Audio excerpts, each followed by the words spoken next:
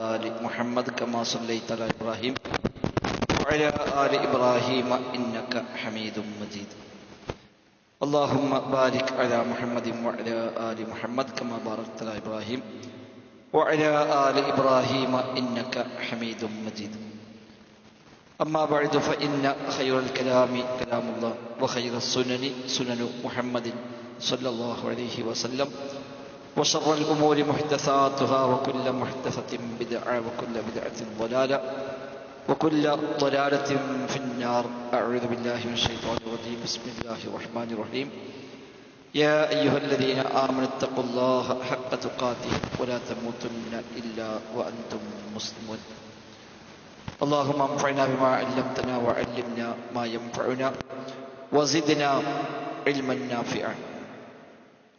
ബഹുമാന്യരായ സഹോദരങ്ങളെ, സഹോദരിമാരെ, റഹ്മാനായ റബ്ബ് സുബ്ഹാനഹു വ തആലയുടെ നിയമ നിർദ്ദേശങ്ങൾ കഴിവിൻ്റെ പരമാവധി ജീവിതത്തിൽ പാലിക്കുവാൻ പരിശ്രമിച്ചുകൊണ്ട് മുത്തഖീങ്ങളായി ജീവിക്കണേ എന്ന് പ്രത്യേകമായി ആമുഖമായി ഓർമ്മപ്പെടുത്തുകയാണ്.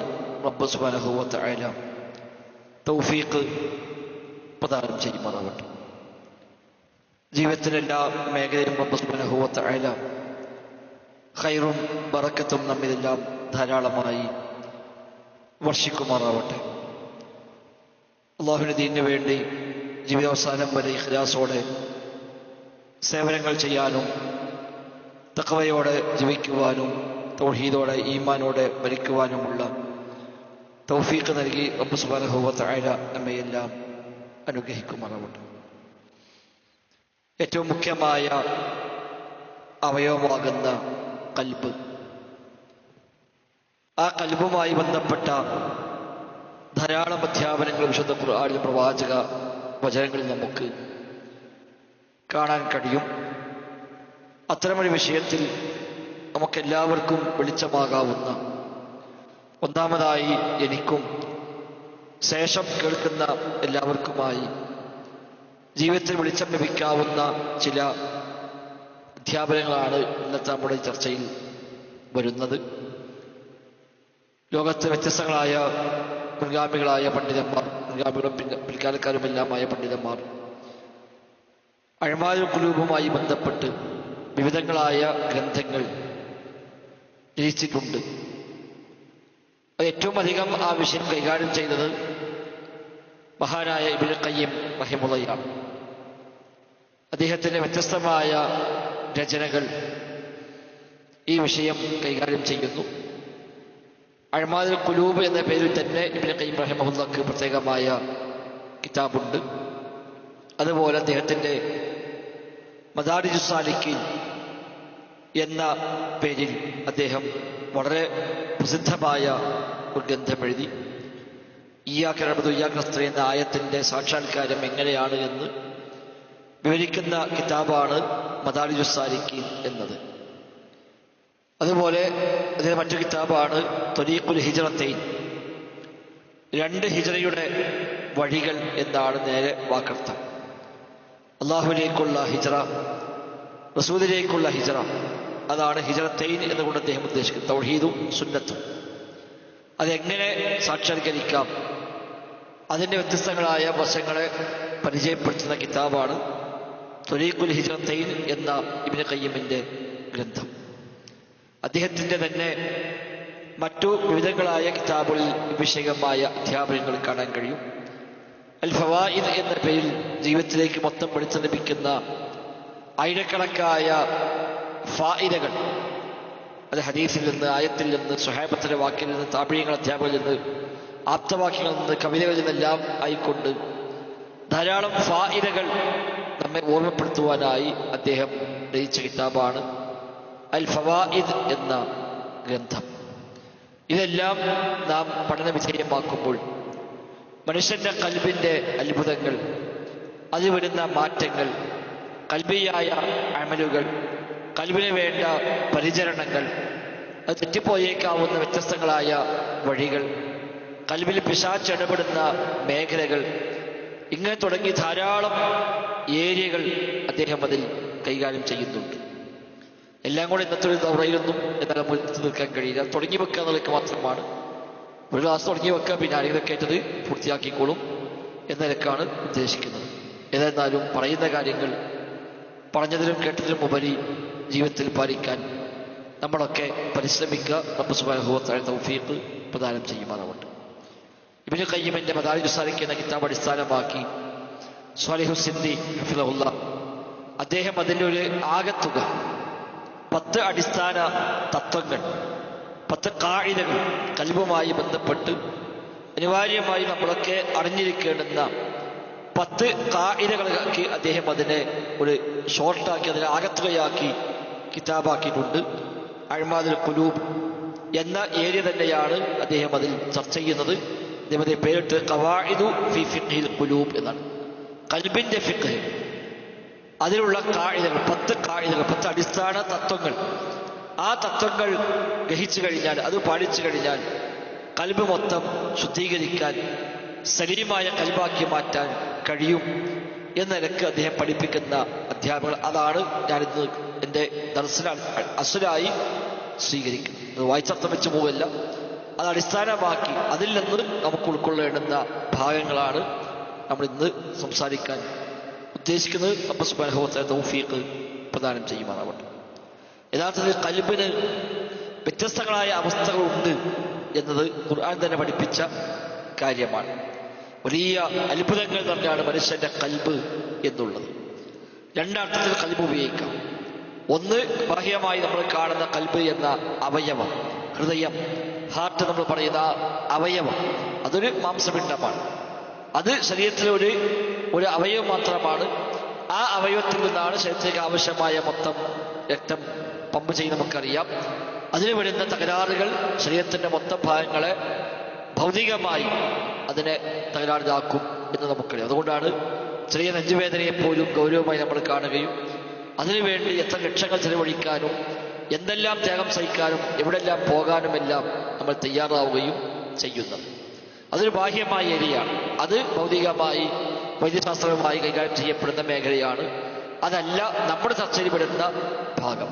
അതിനപ്പുറത്ത് അൽ ഖൽബുൽ മഅനവി എന്ന് വിളിക്കപ്പെടുന്ന ഒരു ആത്മാവി എന്ന് നമ്മൾ പറയുന്ന ഒരു ഭാഗം, അതുമായി ബന്ധപ്പെട്ടാണ് നമ്മുടെ ഈ ചർച്ചകൾ പ്രധാനമായും വരുന്നത്.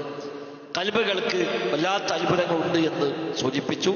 വിശുദ്ധ ഖുർആനിന്റെയും പ്രവാചക സുന്നത്തിന്റെയും അടിസ്ഥാനത്തിൽ പരിശോധിക്കുമ്പോൾ ഖൽബുകൾ, കാഴ്ചയുള്ള ഖൽബുണ്ട്, കാഴ്ച നഷ്ടപ്പെടുന്ന അന്ധമായി പോകുന്ന ഖൽബുകളുണ്ട്. ഖുർആൻ തന്നെ പഠിപ്പിച്ച കാര്യമാണ്.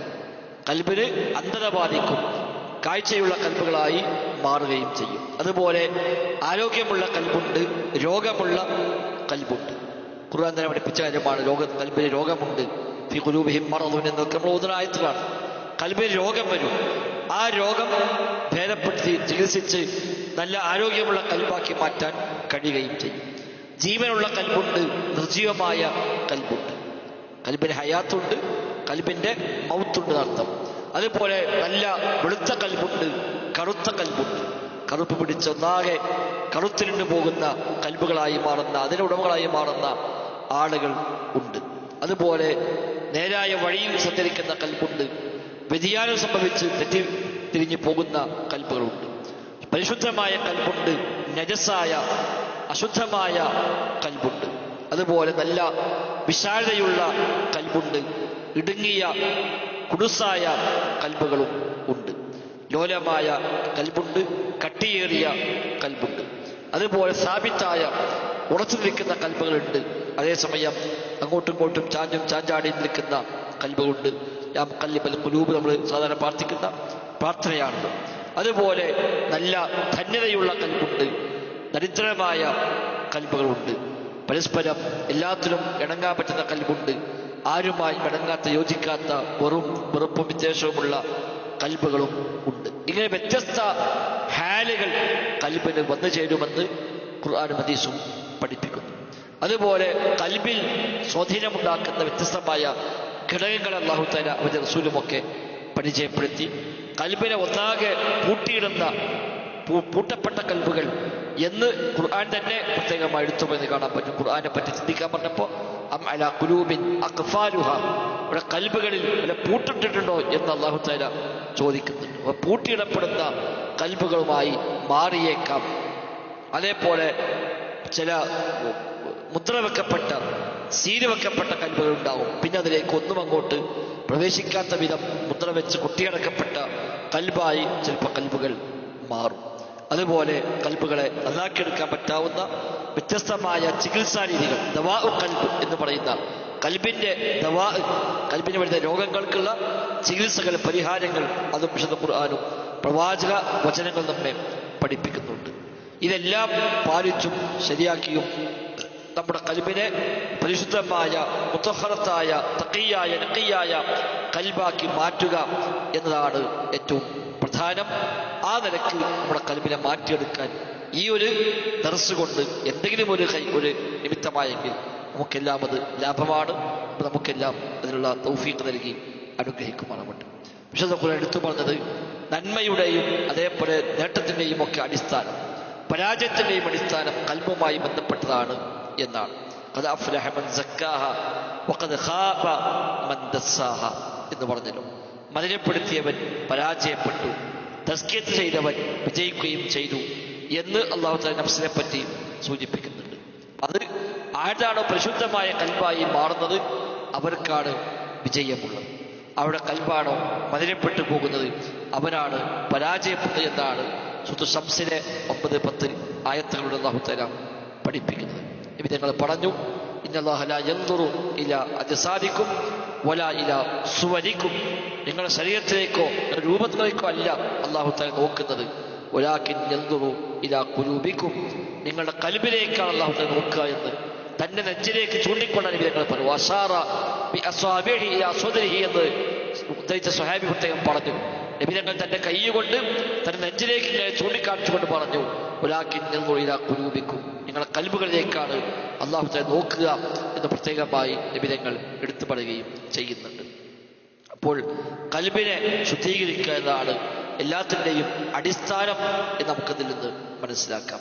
ആ കൽബിനെ ശുദ്ധീകരിക്കാൻ ആവശ്യമായ 10 ഖാഇദകളാണ് ഇവിടെ ശൈഖ് റഹ്മത്തുള്ളാഹി നമ്മെ എടുത്തു പഠിപ്പിക്കുന്നത്. ആ ഖാഇദകളുടെ ഒന്ന് കണ്ണോടിച്ച് പോവുക എന്നതാണ് നമ്മൾ ഇതിൽ ഉദ്ദേശിക്കുന്നത്. ഒന്നാമതായി അദ്ദേഹം ഇവിടെ പഠിപ്പിക്കുന്നത് സകാത്തുൽ ഖൽബി മിസ്ല നമാഇൽ ബദനി എന്നാണ്. ശരീരം വളരാൻ നമുക്ക് പ്രത്യേകമായ ശ്രദ്ധയും ഭക്ഷണവും പരിചരണവും എല്ലാം ആവശ്യമുള്ളത് പോലെ തന്നെ കൽബും പരിശുദ്ധമാവാൻ ചില ഘടകങ്ങൾ ഒക്കേണ്ടതുണ്ട്. അത് വെറുതാണ് ശരിയാവില്ല. ഇപ്പൊ ശരീരം അതാണ് വലുതായിക്കോളും വിചാരിക്കുന്നല്ലോ. അത് ഓരോ പ്രായത്തിനും ആവശ്യത്തിനനുസരിച്ചുള്ള ഭക്ഷണം നമ്മൾ കൊടുക്കും. ചെറിയ മക്കളാണെങ്കിൽ ജനിച്ച ഉടനെ നമ്മൾ പാല് മാത്രം കൊടുക്കുന്നു. പിന്നെ അങ്ങനെ വളരുന്നതിനനുസരിച്ച് ഇങ്ങനെ ആ ഭക്ഷണത്തെ രീതികൾ മാറ്റി അതിൻ്റെ ക്വാണ്ടിറ്റി മാറ്റി അങ്ങനെയാണ് നമ്മൾ ഓരോ ഭക്ഷണവും ആ കുട്ടിക്ക് അങ്ങനെ കൊടുത്ത് കൊണ്ടുവരുന്നത്. ചില ഭക്ഷണം നമ്മൾ പറയും അത് വേണ്ട, അത് ദോഷകരമാണ്, ആരോഗ്യത്തിന് ഹാനികരമാണ്, അത് കഴിക്കാൻ പാടില്ല എന്ന് പറയും. പ്രത്യേകിച്ച് നമ്മളൊക്കെ പുറത്തുനിന്ന് ഭക്ഷണം കഴിക്കാൻ വരെ പേടിക്കുന്ന ആളുകളാണ് പതിവ്. പുറത്തുനിന്ന് ഭക്ഷണം കഴിക്കുമ്പോൾ അത് വിശ്വസിക്കാൻ കഴിഞ്ഞാൽ പ്രയാസമാണ്, ആരോഗ്യ പ്രശ്നം ഉണ്ടാകും എന്ന് പൊതുവെ പറയാറുണ്ട്. അപ്പൊ ശരീരത്തെ നമ്മൾ ശ്രദ്ധിച്ചാണ് ആ ശരീരത്തെ പരിപാലിച്ചു കൊണ്ടുവരുന്നത്. എങ്കിൽ അതുപോലെ തന്നെ കൽബിനുമുണ്ട് വളർച്ച. ശരീരം വളരുന്നത് പോലെ കൽബും വളരും. ആ ശരീരത്തിന് വളരാൻ അതിനാവശ്യമായ വ്യത്യസ്തമായ ഘടകങ്ങൾ ഭക്ഷണമായും പാനീയമായും ചിലപ്പം മരുന്നായും ഒക്കെ വേണ്ടി വന്നേക്കാം. എന്നതുപോലെ തന്നെയാണ് കൽബിൻ്റെയും തസ്കിയത്ത്. അത് വെറുതെ ഉണ്ടാവില്ല, അത് വെറുതെ അത് കുഴപ്പമില്ലായിക്കോളും എന്ന് പറഞ്ഞാൽ അങ്ങനെ വിട്ടാൽ വളർന്നു വലുതായി സംസ്കൃതമായി മാറുന്ന ഒന്നല്ല മനുഷ്യന്റെ കൽബുകൾ എന്നത്. അപ്പൊ അതിന് നമ്മൾ ശുദ്ധീകരിക്കുക തന്നെ വേണം, സംസ്കരിക്കുക തന്നെ വേണം. അതാണ് നേരത്തെ പറഞ്ഞ ആയത്ത് ഖദ് അഫ്ലഹ മൻ സക്കാഹ എന്ന് പറഞ്ഞത്. അതിനെ പരിശുദ്ധപ്പെടുത്തിയവൻ വിജയിച്ചിരിക്കുന്നു. അതിന് ആരാണോ അതിനെ ശുദ്ധീകരിച്ചത് അവൻ വിജയിച്ചു. അപ്പൊ അതിനർത്ഥം എന്താണ്? കൽബിനെ നമ്മൾ ശുദ്ധീകരിച്ച് കൊണ്ടുവരേണ്ടതുണ്ട് എന്നാണ്. കൽബിന് വേണ്ട വളർച്ചയ്ക്ക് ആവശ്യമായ സൗകര്യങ്ങൾ നമ്മൾ നൽകണം. അതിന് കൽബിന്റെ ശുദ്ധീകരണമാണ് ആവശ്യം. വിശുദ്ധ ഖുർആനിൽ പുരുഷന്മാരും സ്ത്രീകളും പ്രത്യേകമായി പറഞ്ഞ ഭാഗമാണല്ലോ അന്യ സ്ത്രീകളുമായി ഇടപഴകുമ്പോൾ പാലിക്കേണ്ട മര്യാദകൾ. കണ്ണുകൾ താഴ്ത്തണം, അതേപോലെ സംസാരം അതിൽക്കാക്കണം എന്നൊക്കെ പറഞ്ഞു. ഗുഹ്യസ്ഥാനം സംരക്ഷിക്കണം എന്നൊക്കെ പറഞ്ഞ കൂട്ടത്തിൽ പറഞ്ഞ പ്രയോഗമാണ് കുല്ലിൽ മുഅ്മിനീന യഗുദ്ദൂ മിൻ അബ്സ്വാരിഹിം വയഹ്ഫദൂ ഫുറൂജഹും. വിശ്വാസികളോട് പറയണം ഇവിടെ കണ്ണുകൾ താഴ്ത്തട്ടെ, വയഹ്ഫദൂ ഫുറൂജഹും ഗുഹ്യസ്ഥാനങ്ങൾ സംരക്ഷിക്കുകയും ചെയ്യട്ടെ. ദാലിക അസ്കാ ലഹും, അതാണ് അവർക്ക് അസ്കാ. ഏറ്റവും ശുദ്ധീകരണത്തിന് പറ്റുന്നത് അതാകുന്നു. അപ്പൊ കൽബ് ശുദ്ധിയാകാൻ ഒന്ന് കണ്ണുകളെ താഴ്ത്തണമെന്നാണ് പറഞ്ഞത്. ഗുഹ്യസ്ഥാനം സംരക്ഷിക്കണം. അത് രണ്ടും കൽബിനെ ദോഷമായി ബാധിക്കുന്ന കാര്യമാണ്.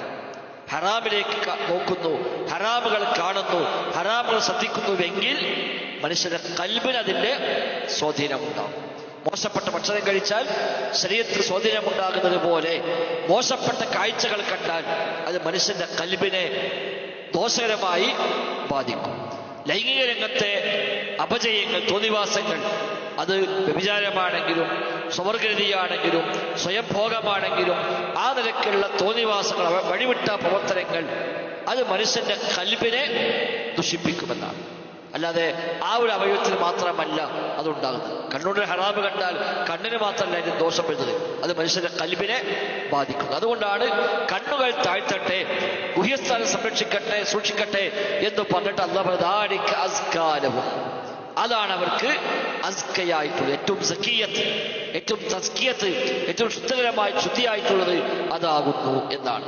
അതുകൊണ്ടാണ് പണ്ഡിതന്മാർ പറഞ്ഞത് അദ്ദിക്റുൽ ഖൽബി ബിമൻസത്തിൽ ഗദാഇൽ ജസദി, ശരീരത്തിന് ഭക്ഷണം എങ്ങനെയാണോ ആ സ്ഥാനത്താണ് കൽബിന് ദിക്റുള്ളത് എന്നാണ്.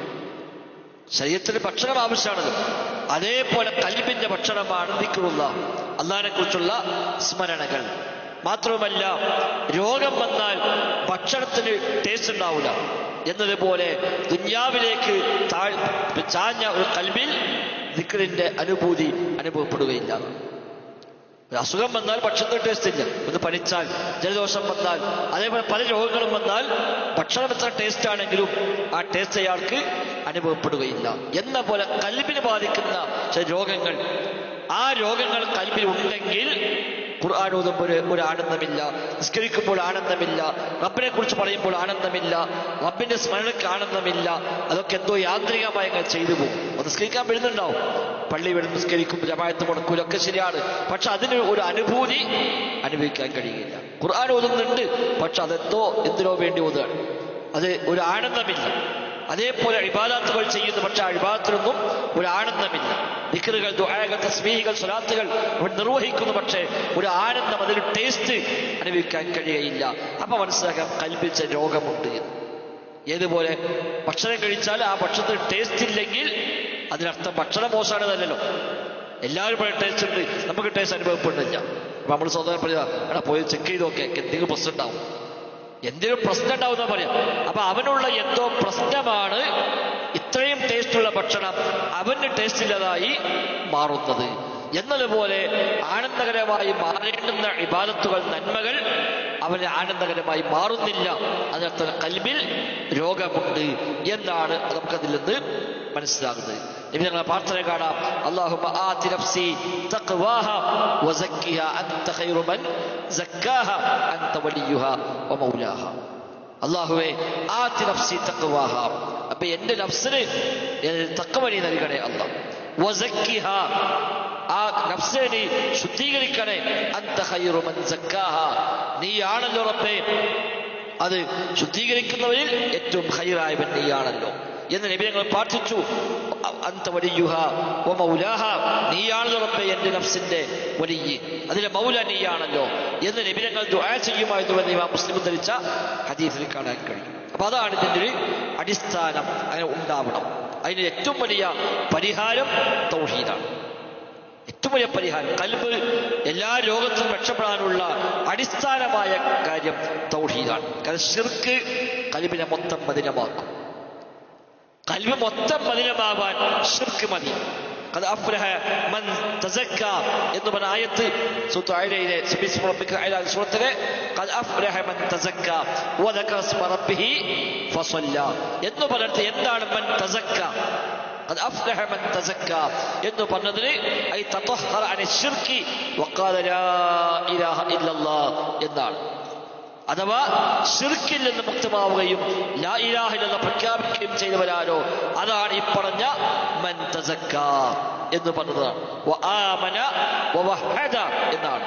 വിശ്വാസമുണ്ട്, തൗഹീദുമുണ്ട്, അതാണ് ഖദ് അഫ്ലഹ മൻ തസക്ക എന്നൊരു അർത്ഥമെന്ന് ഇബ്നു അബ്ബാസ് റളിയല്ലാഹു അൻഹു, ഇക്രിമ, അതാ റഹിമഹുമുല്ലാഹ് തുടങ്ങിയവരൊക്കെ പറഞ്ഞത് കാണാൻ കഴിയും. കാണില്ല. ശരി, സൗണ്ട് ഓക്കെ അല്ലേ? മറ്റത് എടുത്തൊക്കെ വെറുതെ വിചാരിച്ചു. ആയിക്കോട്ടെ.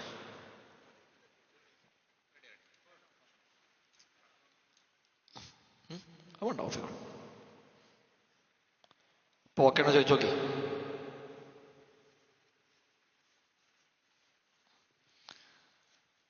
സൗണ്ട് ഓക്കെ അല്ലേ? മനസ്സിലാണില്ലേ? ഖദാഫ്ലഹമൻ തസക്ക എന്ന് പറഞ്ഞാൽ അതാണ്. തസക്ക, പരിശുദ്ധി പ്രാപിച്ചവൻ വിജയിച്ചിരിക്കുന്നു. എന്താണ് പരിശുദ്ധി പ്രാപിക്കേണ്ടത്? ഐ തത്വഹറ അനി ശിർക്കി, ശിർക്കിൽ നിന്ന് ശുദ്ധിയാവുക. വഖാല ലാ ഇലാഹ ഇല്ലല്ലാഹ് വആമന വവഹദ, ലാ ഇലാഹ ഇല്ലല്ലാഹ് എന്ന് പ്രഖ്യാപിച്ചിരിക്കുന്നു. വആമന, ഈമാൻ സ്വീകരിച്ചിരിക്കുന്നു. വവഹദ, തൗഹീദ് അംഗീകരിച്ചിരിക്കുന്നു എന്നാണ് ഇബ്നു അബ്ബാസ് റളിയല്ലാഹു അൻഹുമാ ഈ ആയത്തിൽ കൊടുക്കുന്ന തഫ്സീർ. അതേപോലെ താബിഈങ്ങളായ ഇക്രിമ, അത്വാ റഹിമഹുമുല്ലാഹ് എന്നിവരൊക്കെ ഇതേ തഫ്സീർ ഈ ആയത്തിന് നൽകിയിട്ടുണ്ട് എന്ന് ഇമാം തൊബരി അതേപോലെ ഇമാം ബഗ്വി എന്നിവരൊക്കെ ഉദ്ധരിച്ചതായി കാണാൻ കഴിയും. അപ്പൊ യഥാർത്ഥ ശുദ്ധീകരണം എന്ന് പറയുന്നത് തൗഹീദ് കൊണ്ടാണ്. ശിർക്ക് വന്നാൽ കൽബ് മൊത്തം തകരും. പിന്നെ ബാക്കി എല്ലാ കേടും അതിലുണ്ടാവും. അത് സ്വാഭാവികമാണ്. ശിർക്ക് ഒരു കൽബിലുണ്ടോ ആ കൽബിൽ എല്ലാ രോഗങ്ങളും വരും, എല്ലാ ദോഷങ്ങളും വരും. കാരണം ശിർക്ക് അതിന്റെ മൊത്തം അസ്ലിനെ തകർക്കുന്നതാണ് ശിർക്ക് എന്നത്. ഇപ്പൊ തൗഹീദാണ് ശുദ്ധീകരണത്തിന്റെ അടിസ്ഥാനം. അതാണ് ഒന്നാമതായി വേണ്ടത്. അത് പ്രത്യേകമായി ശ്രദ്ധിക്കുക. അതുകൊണ്ടാണ് അല്ലാഹു വിശുദ്ധ ഖുർആനിൽ തന്നെ പറഞ്ഞു, ഇന്നമൽ മുശ്രികൂന നജസുൻ, ഇന്നമൽ മുശ്രികൂന നജസുൻ, ശിർക്കിന്റെ ആളുകൾ, മുശ്രിക്കുകൾ നജസാകുന്നു എന്ന് സൂറത്ത് തൗബയിൽ അല്ലാഹു തആല പ്രത്യേകമായി പറയുകയും ചെയ്തു. മാത്രമല്ല വൈലുൽ ലിൽ മുശ്രികീൻ അല്ലദീന ലാ യുഅ്തൂന സക്കാ വഹും ബിൽ ആഖിറതി ഹും കാഫിറൂൻ. സൂറത്ത് ഫുസ്സിലത്തിൽ അല്ലാഹു പറഞ്ഞു വൈലുൽ ലിൽ മുശ്രികീൻ, മുശ്രിക്കുകൾക്കാകുന്നു വൈൽ, നാശം എന്ന് പ്രത്യേകമായി എടുത്തു പറഞ്ഞു. ആരാണവർ? അതുപോലെ തഫ്സീറിൽ കാണാം, അഥവാ അസ്സകാത്ത് ഫീ ഹാദിഹിൽ ആയ അത്തൗഹീദ്. ഇവിടെ പറഞ്ഞ സക്കാത്ത് എന്ന് പറഞ്ഞാൽ തൗഹീദാണ്. അതേപോലെ വൈലുൽ ലിൽ മുശ്രികീൻ എന്ന് പറഞ്ഞാലോ ഹുമുൽ ലദീന ലാ യശ്ഹദൂന അല്ലാ ഇലാഹ ഇല്ലല്ലാഹ്, ലാ ഇലാഹ ഇല്ലല്ലാഹ് എന്ന ഷഹാദത്ത് പൂർത്തിയാകാത്തവർ, അതില്ലാത്തവർ, അതാണ് ഇവിടെ ഉദ്ദേശിക്കപ്പെടുന്നത് എന്നാണ്. അതുകൊണ്ട് തന്നെ രക്ഷയുടെ അടിസ്ഥാനം തൗഹീദാണ്. ഒരു കൽബ് അതിന്റെ സട്ടാവിലേക്ക് മടങ്ങുക, അള്ളാഹുവിലേക്ക് മടങ്ങുക, അള്ളാഹുവിൽ അഭയം തേടുക എന്നതാണ് ഏറ്റവും പ്രധാനപ്പെട്ട കാര്യം. തൗഹീദിന് ശേഷം പിന്നെ ഏറ്റവും പ്രധാനപ്പെട്ട മറ്റൊന്ന് നിസ്കാരമാണ്. തൗഹീദ് ഉണ്ടായിക്കഴിഞ്ഞാൽ പിന്നെ നിസ്കാരമാണ് ഏറ്റവും മുഖ്യമായത്. നിസ്കാരം കൽബിന് ഏറ്റവും നല്ല ഭക്ഷണമാണ്. നിസ്കാരം കൽബിന് ഏറ്റവും നല്ല ഭക്ഷണമാണ് തൗഹീദിന് ശേഷം. അപ്പൊ തൗഹീദ് വേണം, അതോടൊപ്പം നിസ്കാരവും വേണം. അത് രണ്ടുമാണ് ഏറ്റവും പ്രധാനപ്പെട്ടത്. പിന്നെ മറ്റുള്ള ഇബാദത്തുകളും. ഇതാണ് കൽബിന്റെ ഭക്ഷണം എന്ന് പറയുന്നത്. നേരത്തെ പറഞ്ഞു, ശരീരത്തിന് ഭക്ഷണമുള്ളത് പോലെ കൽബിനും ഭക്ഷണം വേണം. ശരീരത്തെ വളർത്തുന്നത് പോലെ കൽബിനെയും പ്രത്യേകമായി വളർത്തിക്കൊണ്ടുവരണം. ആ വളർത്തൽ ഇല്ലാതെ കൽബ് അത് ശരിയായിക്കോളും എന്ന് പറഞ്ഞാൽ അങ്ങനെ വിടാൻ പറ്റില്ല. നമ്മൾ ശരീരത്തെ അങ്ങനെ വിടണല്ലോ. ഭക്ഷണം കഴിക്കാതെ അത് സാരില്ല, ഭക്ഷണം കഴിക്കണ്ട, അത് ആയിക്കോളും എന്ന് പറയുന്നില്ല. അത് ഓരോ നേരം കൃത്യമായി നമ്മൾ ആ സമയമാകുമ്പോഴേക്ക് ഭക്ഷണം കഴിക്കുന്നു.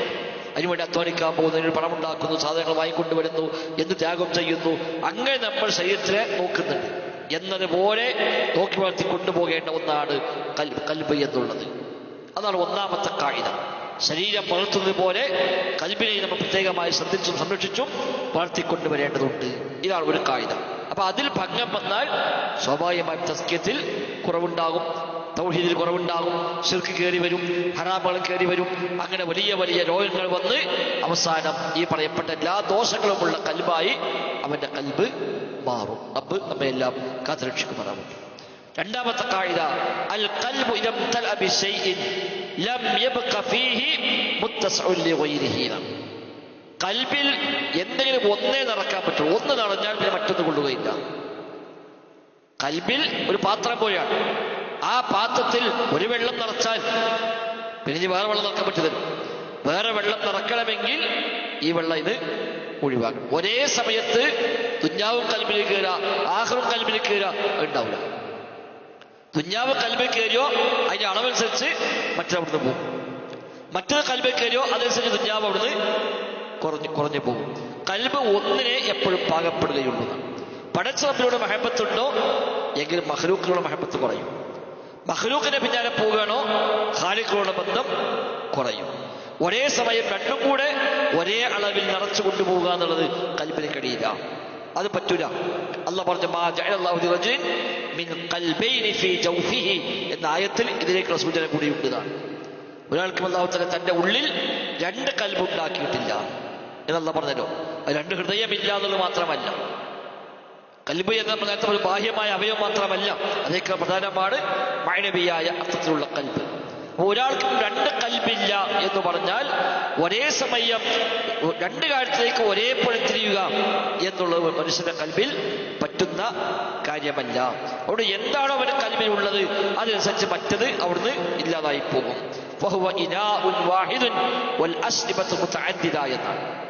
ഖൽബ് ഒരു പാത്രമാണ്, അതിൽ നിറക്കുന്ന പാനീയങ്ങൾ വ്യത്യസ്തമാണ്.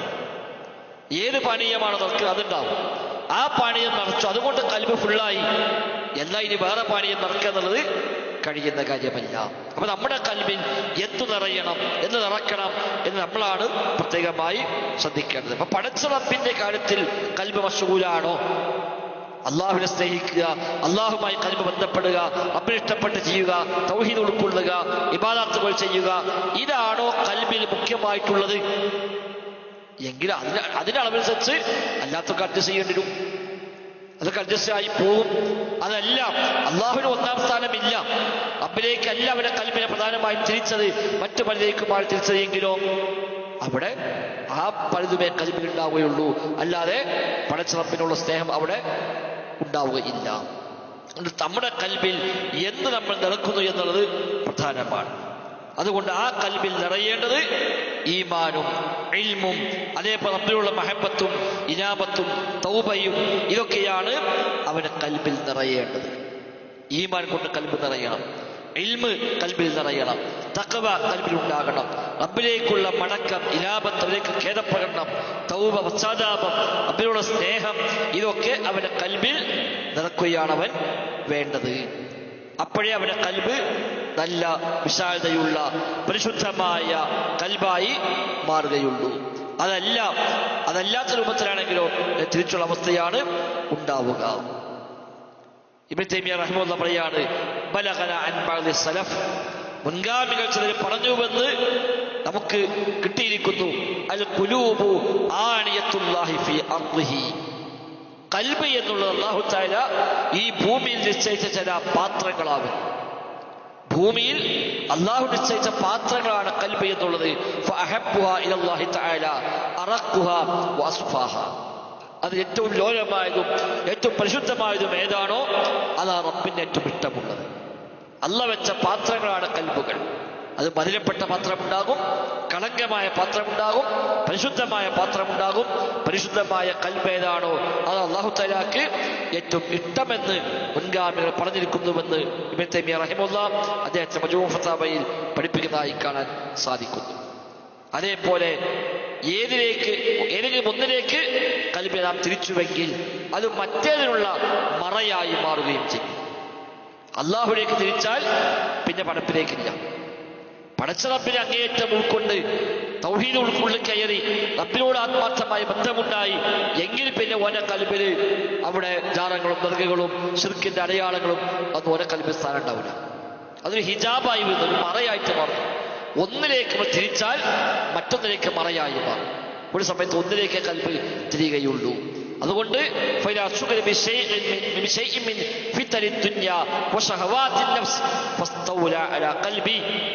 ദുനിയാവിന്റെ താല്പര്യങ്ങളും ദുനിയാവിന്റെ ഫിത്നകളും അതിലേക്കാണുള്ള ഖൽബിനെ തിരിച്ചതെങ്കിൽ, അതവന്റെ ഖൽബിൽ ആധിപത്യം നേടിയെങ്കിൽ അവൻ തന്റെ ഖൽബിനെ പാഴാക്കിയവനാണ്. അപ്പൊ റബ്ബിലേക്ക് ഖൽബിൽ തിരിയില്ല. പിന്നെ ഓരോ ദീന്റെ വഴിക്ക് എത്ര വിളിച്ചാലും അതൊരു വരാൻ കഴിയില്ല. അത് ക്ലാസ്സല്ല, വയലല്ല, എന്തായാലും അത് നോക്കാം വരാന്നൊക്കെ പറയും. പക്ഷെ അവിടെ എത്തൂല. കാരണം ഖൽബ് അപ്പുറത്ത് തിരിക്കണം. ആ ഭാഗത്ത് തിരിഞ്ഞ ഖൽബ് പിന്നെ ഈ ഭാഗത്തുനിന്ന് വെളിച്ചം കിട്ടും. ഇങ്ങോട്ട് തിരിഞ്ഞാലോ മറ്റു പ്രശ്നമില്ല, അപ്പം അതൊക്കെ ഒഴിവാക്കി പോലെ ഈ വഴിക്ക് വരും, അത് സാധില്ല, അത് പഠിച്ചോ പോയിക്കോളും എന്ന് പറഞ്ഞ് ഈ ദീനിന്റെ വഴിയിലേക്ക് അവൻ ഇറങ്ങുകയും ചെയ്യും. ഇപ്പൊ കൽബിനെപ്പോഴും ഒരു ഭാഗത്തേക്കാണ് തിരിയുക. അതുകൊണ്ട് തന്നെ പടച്ചിറപ്പല്ലാത്തവരിൽ കൽബ് മശൂലാകുന്നുവെങ്കിൽ ആ തോതനുസരിച്ച് റബ്ബിനുള്ള സ്നേഹം കുറയുന്നതാണ്. റബ്ബിനുള്ള സ്നേഹം കൊണ്ട് കൽബ് നിറഞ്ഞാൽ പിന്നെ മറ്റൊന്നും കയറുന്നില്ല. മറ്റൊരാളിനുള്ള സ്നേഹം കൊണ്ട് കൽബ് നിറഞ്ഞാൽ റബ്ബിനുള്ള സ്നേഹം ഉണ്ടാകുന്നില്ല. ഈ ഒന്നിന്റെ തോത് കൂടുമ്പോൾ മറ്റേ തോത് കുറയും. രണ്ടും ഒരേപോലെ ഫുള്ളാക്കി വെക്കുക എന്ന് കഴിയില്ല. ഇതൊരു പാത്രമാണ്, ആ പാത്രത്തിൽ ഒന്നേ കൊള്ളുകയുള്ളൂ. ആ ഒന്ന് ഉണ്ടായിരിക്കെ ഇനി മറ്റൊന്ന് കയറണമെങ്കിൽ ആ ഒന്നിൽ നിന്ന് കുറച്ച് ഒഴിവാകണം, അപ്പോഴേ മറ്റവിടെ കൊള്ളുകയുള്ളൂ, അല്ലെങ്കിൽ കൊള്ളുക ഇല്ല എന്നാണ്. അപ്പൊ ആ കാര്യം നമ്മൾ പ്രത്യേകമായി ശ്രദ്ധിക്കേണ്ട ഒരു ഏരിയയാണ്.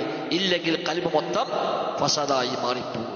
ഒന്നാമത്തെ കാര്യം പറഞ്ഞത് ശരീരത്തെ നാം സംസ്കരിക്കുന്നത് പോലെ, അത് വളർത്തുന്നത് പോലെ കൽബിനെയും നമ്മൾ ശുദ്ധീകരിച്ച് വളർത്തിക്കൊണ്ടുവരേണ്ടതുണ്ട്. രണ്ടാമത് പറഞ്ഞ കൽബിൽ ഒരേ സമയം ഒന്ന് മാത്രമാണ് കൽബിൽ നിറക്കാൻ കഴിയുക. അതൊരു പാത്രം പോലെയാണ്, ഒന്ന് നിറച്ചാൽ പിന്നെ മറ്റൊന്ന് നിറക്കാൻ കഴിയുകയില്ല. മൂന്നാമത്തെ ഖായിദ അൽ ഖൽബു ലാ യത്തസിഉ ലിൽ ഇബദി വൽ മുഅവ്വദി അൻഹു. ഒന്ന് ഒഴിവാക്കി പകരം മറ്റൊന്ന് സ്വീകരിക്കുന്നുവെങ്കിൽ അത് രണ്ടും കൂടെ കൽബിൽ ഒരുമിച്ച് കൂടുകയില്ല.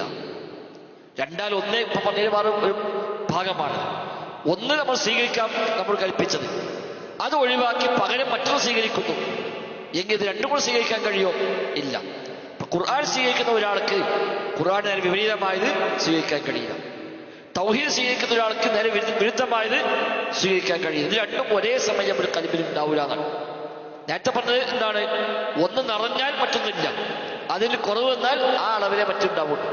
ഇവിടെ പറഞ്ഞ ഒരു സംഗതിയും നേരെ ഓപ്പോസിറ്റും, അത് രണ്ടും ഒരേ സമയം കൽബിലേക്ക് കൊണ്ടുവരാനേ കഴിയില്ല. ചെറിയ അളവിലും കഴിയില്ല, വലിയ അളവിലും കഴിയില്ല എന്നാണ്. അത് രണ്ടും നേരെ വിരുദ്ധങ്ങളാണ്. ആ രണ്ട് വിരുദ്ധങ്ങൾ ഒരേ സമയം ഒരേ കൽബിൽ ഒരുമിച്ച് കൂടുക എന്നുള്ളത് ഉണ്ടാവില്ല. അതിന് മുൻഗാമികൾ പറഞ്ഞ ഉദാഹരണം ഒരു ഭക്ഷണം പോലെയാണ്. ഒരു ഭക്ഷണം കഴിച്ച് വയറ് നിറഞ്ഞു, പിന്നെ ഇവിടെ എത്ര നല്ല ടേസ്റ്റുള്ള ഭക്ഷണം കിട്ടില്ല, അത് വേണ്ട, ഞാൻ എപ്പോൾ കഴിച്ചോളൂ, ഇപ്പൊ തിന്നുവരാണ്, ഇനി വേണ്ട, ഇനി കഴിയില്ല. ഇതുപോലെയാണ്. ഇത് ഖുർആൻ കൊണ്ട് കൽബിനെ അവന് നിറച്ചുവോ എങ്കിൽ പിന്നെ സംഗീതം പറ്റൂല. സംഗീതമാണ് ഒരു രോഗം, ഖുർആനെ കുറെ തിരിയാൻ കഴിയുകയുമില്ല. രണ്ട് നേരെ വിരുദ്ധങ്ങളാണ്. അപ്പൊ ഈ രണ്ട് വിരുദ്ധങ്ങൾ ഒരേ സമയം ഇവിടെ സ്വീകരിക്കാൻ കഴിയുമോ? അത് കഴിയുകയില്ല. നബി തങ്ങൾ പറഞ്ഞ ഉദാഹരണത്തിൽ കാണാം, ഇന്ന ഹാദൽ ഖുർആന മഅ്ദുബത്തുല്ലാഹ് ഫമൻ ദഖല ഫീഹി ഫഹുവ ആമിൻ. റബ്ബ് ഒരുക്കിയ വിഭവമാണ് ഖുർആൻ, അള്ളാഹു ഒരുക്കി തയ്യാറാക്കിയ വിഭവമാണ് ഖുർആൻ, സത്യമാണ് ഖുർആൻ. അതൊരാൾ പ്രവേശിച്ചു കഴിഞ്ഞാൽ അവൻ നിർഭയനായി മാറി. ഇപ്പോൾ സദ്യ പോലെയാണ് ഈ ഹദീസിൽ തന്നെ ഖുർആനെ പരിചയപ്പെടുത്തിയത്. എങ്കിൽ ഒരു ഭക്ഷണം കഴിച്ചു കഴിഞ്ഞാൽ പിന്നെ മറ്റൊന്ന് ചെയ്യാൻ കഴിയില്ല. അതുകൊണ്ടാണ് പറയപ്പെടുന്നത് മല്ലം യഫ്അലിൽ മഅ്മൂർ ഫഅല ബഅദൽ മഹ്ദൂർ. കൽപ്പിക്കപ്പെട്ട കാര്യം ഒരാൾ ചെയ്യുന്നില്ലെങ്കിൽ വിലക്കപ്പെട്ട ചില കാര്യങ്ങൾ ചെയ്യാതിരിക്കില്ല. നിസ്കാരം ഒരാൾ കൃത്യമല്ലേ, ഒരത്തെ എന്തേ വേറെ ചില വേണ്ടത്ര ഉണ്ടാവുന്നതാണ്. അതൊരു ബേസാണ്. ഒരാൾ കൃത്യമായി ഫർള് നിസ്കാരത്തിൽ ശ്രദ്ധ കാണിക്കുന്നില്ല, അത് തോന്നിയ പോലെ നിസ്കരിക്കുകയാണ്, ആ നിസ്കാരത്തിൽ മാത്രമല്ല കുഴപ്പമുണ്ടാവുക. സ്വാഭാവികമായും ചില വേണ്ടാവൃത്തികളൊക്കെ അവൻ്റെ ഉണ്ടാവും, ചില ഹറാമുകൾ അവൻ ചെയ്യും, അത് സ്വാഭാവികമാണ്. ഇനി അങ്ങനെ ഒമൻ ഫഅലൽ മഹ്ദൂർ ലം യഫ്അൽ ജമീഅൽ മഅ്മൂർ. ചില ഹറാമുകൾ ചെയ്യുന്നുണ്ടോ എങ്കിൽ എല്ലാ മഅ്മൂറാത്തും കൽപ്പിക്കപ്പെട്ട എല്ലാ കാര്യങ്ങളും ചെയ്യാൻ കഴിയുകയില്ല. ചില ഹറാമുകളൊക്കെ ഉണ്ട്, പലിശയുമായി ബന്ധപ്പെടുന്നുണ്ട്, ലൈംഗിക തോന്നിവാസമുണ്ട്, കളവ് പറയുന്നുണ്ട്, കൈക്കൂലി വാങ്ങുന്നുണ്ട്, അങ്ങനെ അനാവശ്യങ്ങളുണ്ട് എങ്കിൽ ആ അനാവശ്യത്തിന് മാത്രം പരിമിതപ്പെടൂല. മറുവശത്ത് അവന്റെ വാജിബുകളിൽ ഫർളുകളിൽ ചില പോരായ്മകൾ വരാതിരിക്കുകയില്ല. അതങ്ങനെയാണ് ഇതിന്റെ സംവിധാനം. അല്ലാതെ ബാക്കിയൊക്കെ ഉസാറാണ്, ഈ ഒരു കുഴപ്പം മാത്രമേ ഉള്ളൂ, അങ്ങനെ ഉണ്ടാവില്ല. ഈ കുഴപ്പമുണ്ടോ നേരെ അപ്പുറത്ത് വേറെ കുഴപ്പമുണ്ടാവും. അവിടെ ഒരു പൊലയമുണ്ടോ ആ പൊലയം ഇപ്പുറത്ത് നമ്മൾ എന്തായാലും അതിനൊരു ഇമ്പാക്ട് റിയാക്ഷൻ ഇപ്പുറത്ത് കാണാതിരിക്കില്ല. അവിടെ എല്ലാ കൽപ്പിക്കപ്പെട്ട കാര്യങ്ങളും ചെയ്യുക, എന്നാലേ എല്ലാ ഹറാമെന്ന് മാറിക്കാൻ പറ്റും. കൽപ്പിക്കപ്പെട്ട വാജിബുകളിൽ കമ്മി വരുത്തുമ്പോൾ ഹറാമുകൾ ആ ഭാഗത്ത് മെല്ലെ മെല്ലെ കയറി വരും. ഹറാം ഇബാദത്ത് ചെയ്യുന്നുവെങ്കിൽ ഇപ്പുറത്ത് മുറകളിൽ ചില പോരായ്മകളിൽ ഉണ്ടാകും, അതില്ലാതിരിക്കില്ല. അല്ലാഹു വിശുദ്ധ ഖുർആനിൽ പറഞ്ഞു, ഫനസു ഹല്ലം മിമ്മാ ദുക്കിറു ബിഹി ഫഅഗ്റൈനാ ബൈനഹുൽ അദാവത വൽ ബഗ്ളാ. കൽപ്പിക്കപ്പെട്ട കാര്യങ്ങൾ ചിലർ മറന്നുപോയി. അത് മറന്നപ്പോൾ അവർക്ക് ശത്രുതയും വിദ്വേഷവും നാം അതിന്റെ ഭാഗമായി ഉണ്ടാക്കി കൊടുത്തു എന്നല്ല പറയുന്നുണ്ട്. അപ്പൊ റബ്ബ് കൽപ്പിച്ച കാര്യം ഒഴിവാക്കിയപ്പോൾ അവർക്കിടയിൽ ശത്രുത ഉണ്ടായി. ഇപ്പൊ ശത്രുത പറഞ്ഞിട്ട് അവരർത്ഥം ശത്രുത ഉണ്ടായോ, ഭിന്നിപ്പുണ്ടായോ, പോരായ്മ ഉണ്ടായോ, അതിന് കാരണം അല്ല കൽപ്പിച്ച എന്തൊക്കെയോ ചിലത് ഒഴിവാക്കിയിട്ടുണ്ട്. അതിന് ഇമ്പാക്റ്റ് ആയിട്ട് വരുന്നതാണ് ശത്രുത. വെറുതെ ഉണ്ടാകുമ്പോൾ ശത്രുത ഉണ്ടാവില്ല. ഏതെങ്കിലും ചില വാജിബുകൾ, ചില ഫർളുകൾ, ചില കൽപ്പിക്കപ്പെട്ട കാര്യങ്ങൾ അതിൽ കമ്മി വരുമ്പോൾ അതിന്റെ ഇമ്പാക്ട് റബ്ബ് നൽകുന്ന മറ്റൊരു പരീക്ഷണമാണ്, അവന് നൽകുന്ന ഒരു ഫിത്നയാണ്. അവനിൽ ചില ഹറാമുകൾ കയറി വരും എന്നുള്ളത്. സമാനമായ ധാരാളം വചനങ്ങൾ നമുക്ക് കാണാൻ കഴിയും. അതുകൊണ്ട് തന്നെ ഇവിടെ ശൈഖ് റഹ്മത്തുള്ളാഹി പറയാണ്, ധാരാളമായി സംഗീതം കേൾക്കുന്ന ഒരാൾ, അത്തരം ആളിലേക്ക് കാണാൻ കഴിയും ഖുർആൻ കേൾക്കാനുള്ള ആവേശം കുറയുന്നതാണ്. സംഗീതം കേൾക്കാൻ ആവേശമുണ്ടോ എങ്കിൽ ഖുർആൻ കേൾക്കാൻ ആവേശം കുറയും. ആവേശം കുറയുമെന്ന് മാത്രമല്ല, ചിലപ്പോൾ ഖുർആൻ കേൾക്കുന്ന ഇഷ്ടം പോലും ഉണ്ടാവില്ല. ഒരാൾ സംഗീതത്തിന്റെ പിന്നാലെയാണോ, മ്യൂസിക്കുകളുടെ പിന്നാലെയാണോ എങ്കിൽ ആ തോതനുസരിച്ച് ഖുർആനോട് അവന് താല്പര്യം കുറയും. ഖുർആനോട് ഓതാൻ താല്പര്യമില്ല, അത് കേൾക്കാൻ താല്പര്യമില്ല. പലപ്പോഴും ആ ഖുർആൻ കേൾക്കുന്നതിന് അവന് വെറുപ്പായി മാറുകയും ചെയ്യും. അത് ഈ ഒരു ഇമ്പാക്റ്റ് ആണ്. അതേപോലെ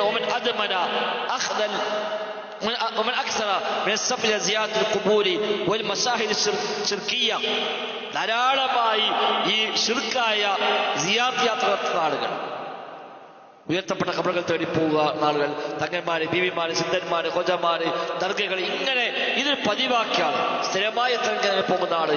അത്തരം ആളുകൾ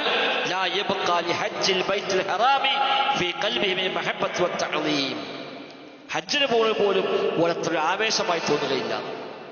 അതൊരു ആനന്ദമല്ല, അതൊരു ആവേശമല്ല. കാരണം എന്താണ്, ഇവിടെ കമ്മി വന്നു.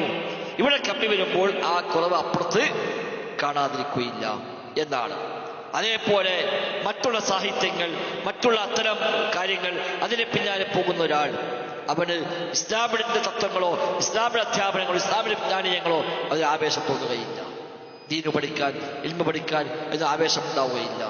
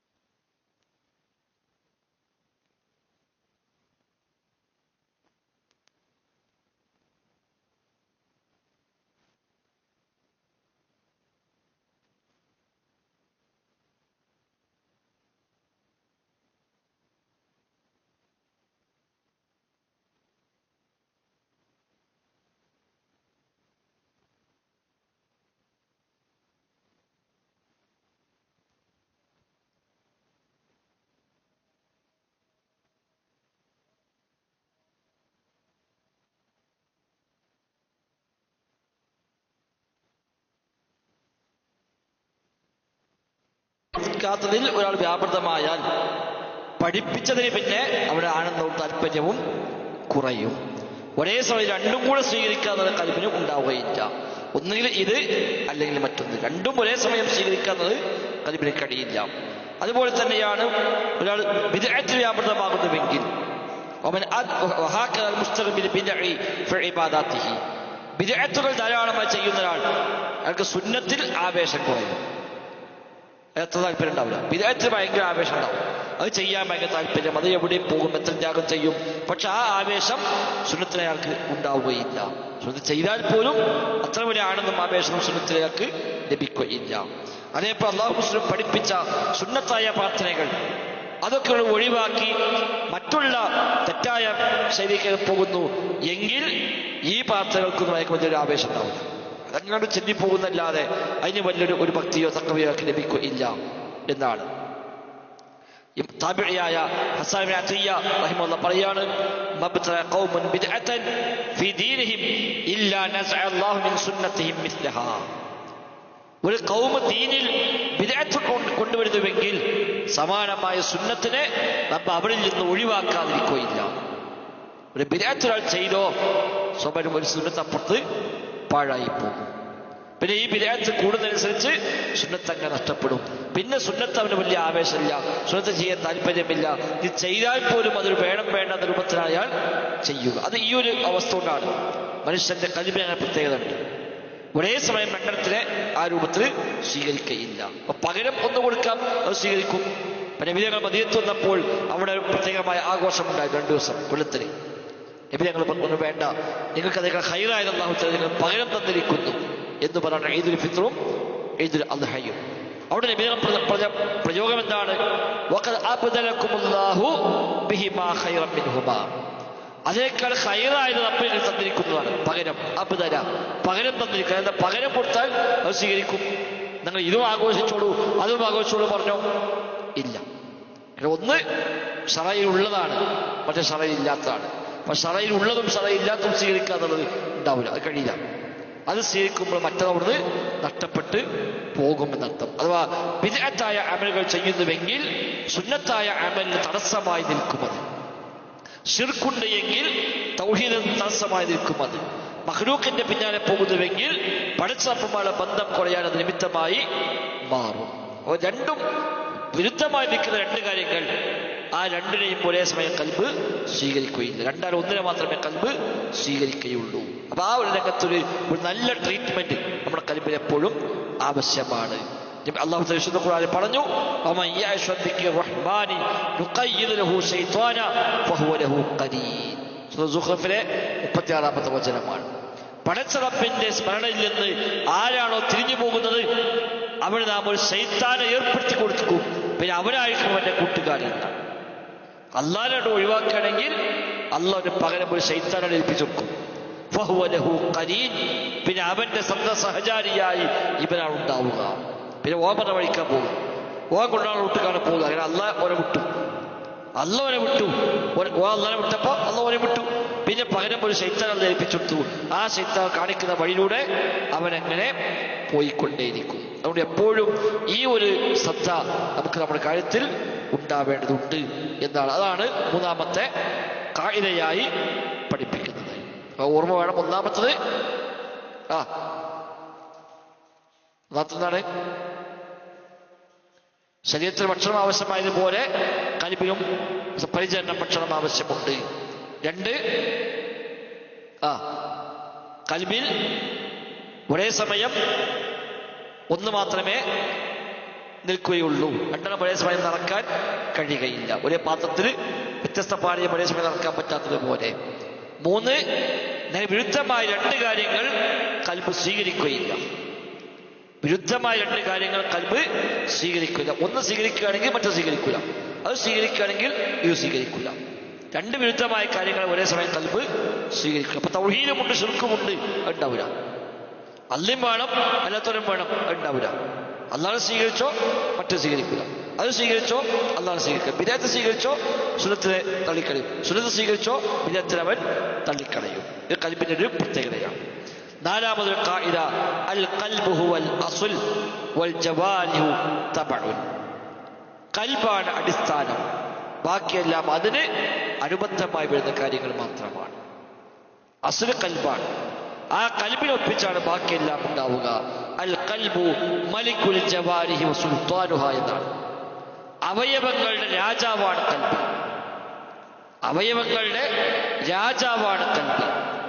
രാജാവിന് സ്വാഭാവികമായിട്ടും മന്ത്രിമാരുണ്ടാവും, അതേപോലെ മറ്റു ആളുകളുണ്ടാവും, സൈന്യങ്ങളുണ്ടാവും, ഒക്കെ ഉണ്ടാവും. ഈ സൈന്യങ്ങളും ഈ താഴെക്കാളൊക്കെ എങ്ങനെ വർക്ക് ചെയ്യാം? രാജാവ് എന്താണോ പറയുന്നത്, രാജാവ് എന്താണോ കൽപ്പിക്കുക, രാജാവ് എന്താ ചിന്തിക്കുന്നത്, അതനുസരിച്ച് ഉണ്ടാവുള്ളൂ. സൈന്യമുണ്ടാവും, പക്ഷെ ആ സൈന്യം വർക്ക് ചെയ്യാൻ ഭരണാധികാരി എന്താണോ ഓർഡർ കൊടുക്കുന്നത് ആ ഓർഡർ അനുസരിച്ച് വർക്ക് ചെയ്യാനേ സൈന്യത്തിന് പറ്റുള്ളൂ. രാജാവ് ആ പറഞ്ഞത് ശരിയല്ല, അത് നടപ്പാക്കണം, എങ്ങനെ നടപ്പാക്കാം എന്ന് സൈന്യം ചിന്തിക്കാൻ പറ്റും? ഇല്ല. എങ്കിൽ രാജാവ് കൽബാണ്. രാജാവ് നന്നായാൽ സൈന്യം നന്നാവും, രാജാവ് മോശമായാലോ സൈന്യം മോശം. അതുകൊണ്ടാണ് ആഭ്യന്തര വകുപ്പ് വലിയ പ്രധാനമാകുന്നത്. ആഭ്യന്തര വകുപ്പ് ആരാ വലിയ പ്രധാനമാണ്? കാരണം ആഭ്യന്തര വകുപ്പ് കൈകാര്യം ചെയ്യുന്ന ആൾക്കനുസരിച്ചാണ് പോലീസ് പട്ടാളക്ക് നിൽക്കുക. എത്ര വലിയ പോലീസ് സംഘായിക്കോട്ടെ, ആഭ്യന്തര വകുപ്പ് കൈകാര്യം ചെയ്ത ആളാ, അത് എന്തെങ്കിലും ആയിക്കോട്ടെ, നോക്കണ്ട, നമുക്ക് എന്താ നടപ്പാക്കാം എന്ന് ചിന്തിക്കൂല. അത് പറ്റൂല. അത് സിസ്റ്റം അങ്ങനെയാണ്. എങ്കിൽ നമ്മുടെ രാജാവ് കൽബാണ്, ബാക്കിയെല്ലാം അതിന്റെ പ്രജകളാണ്.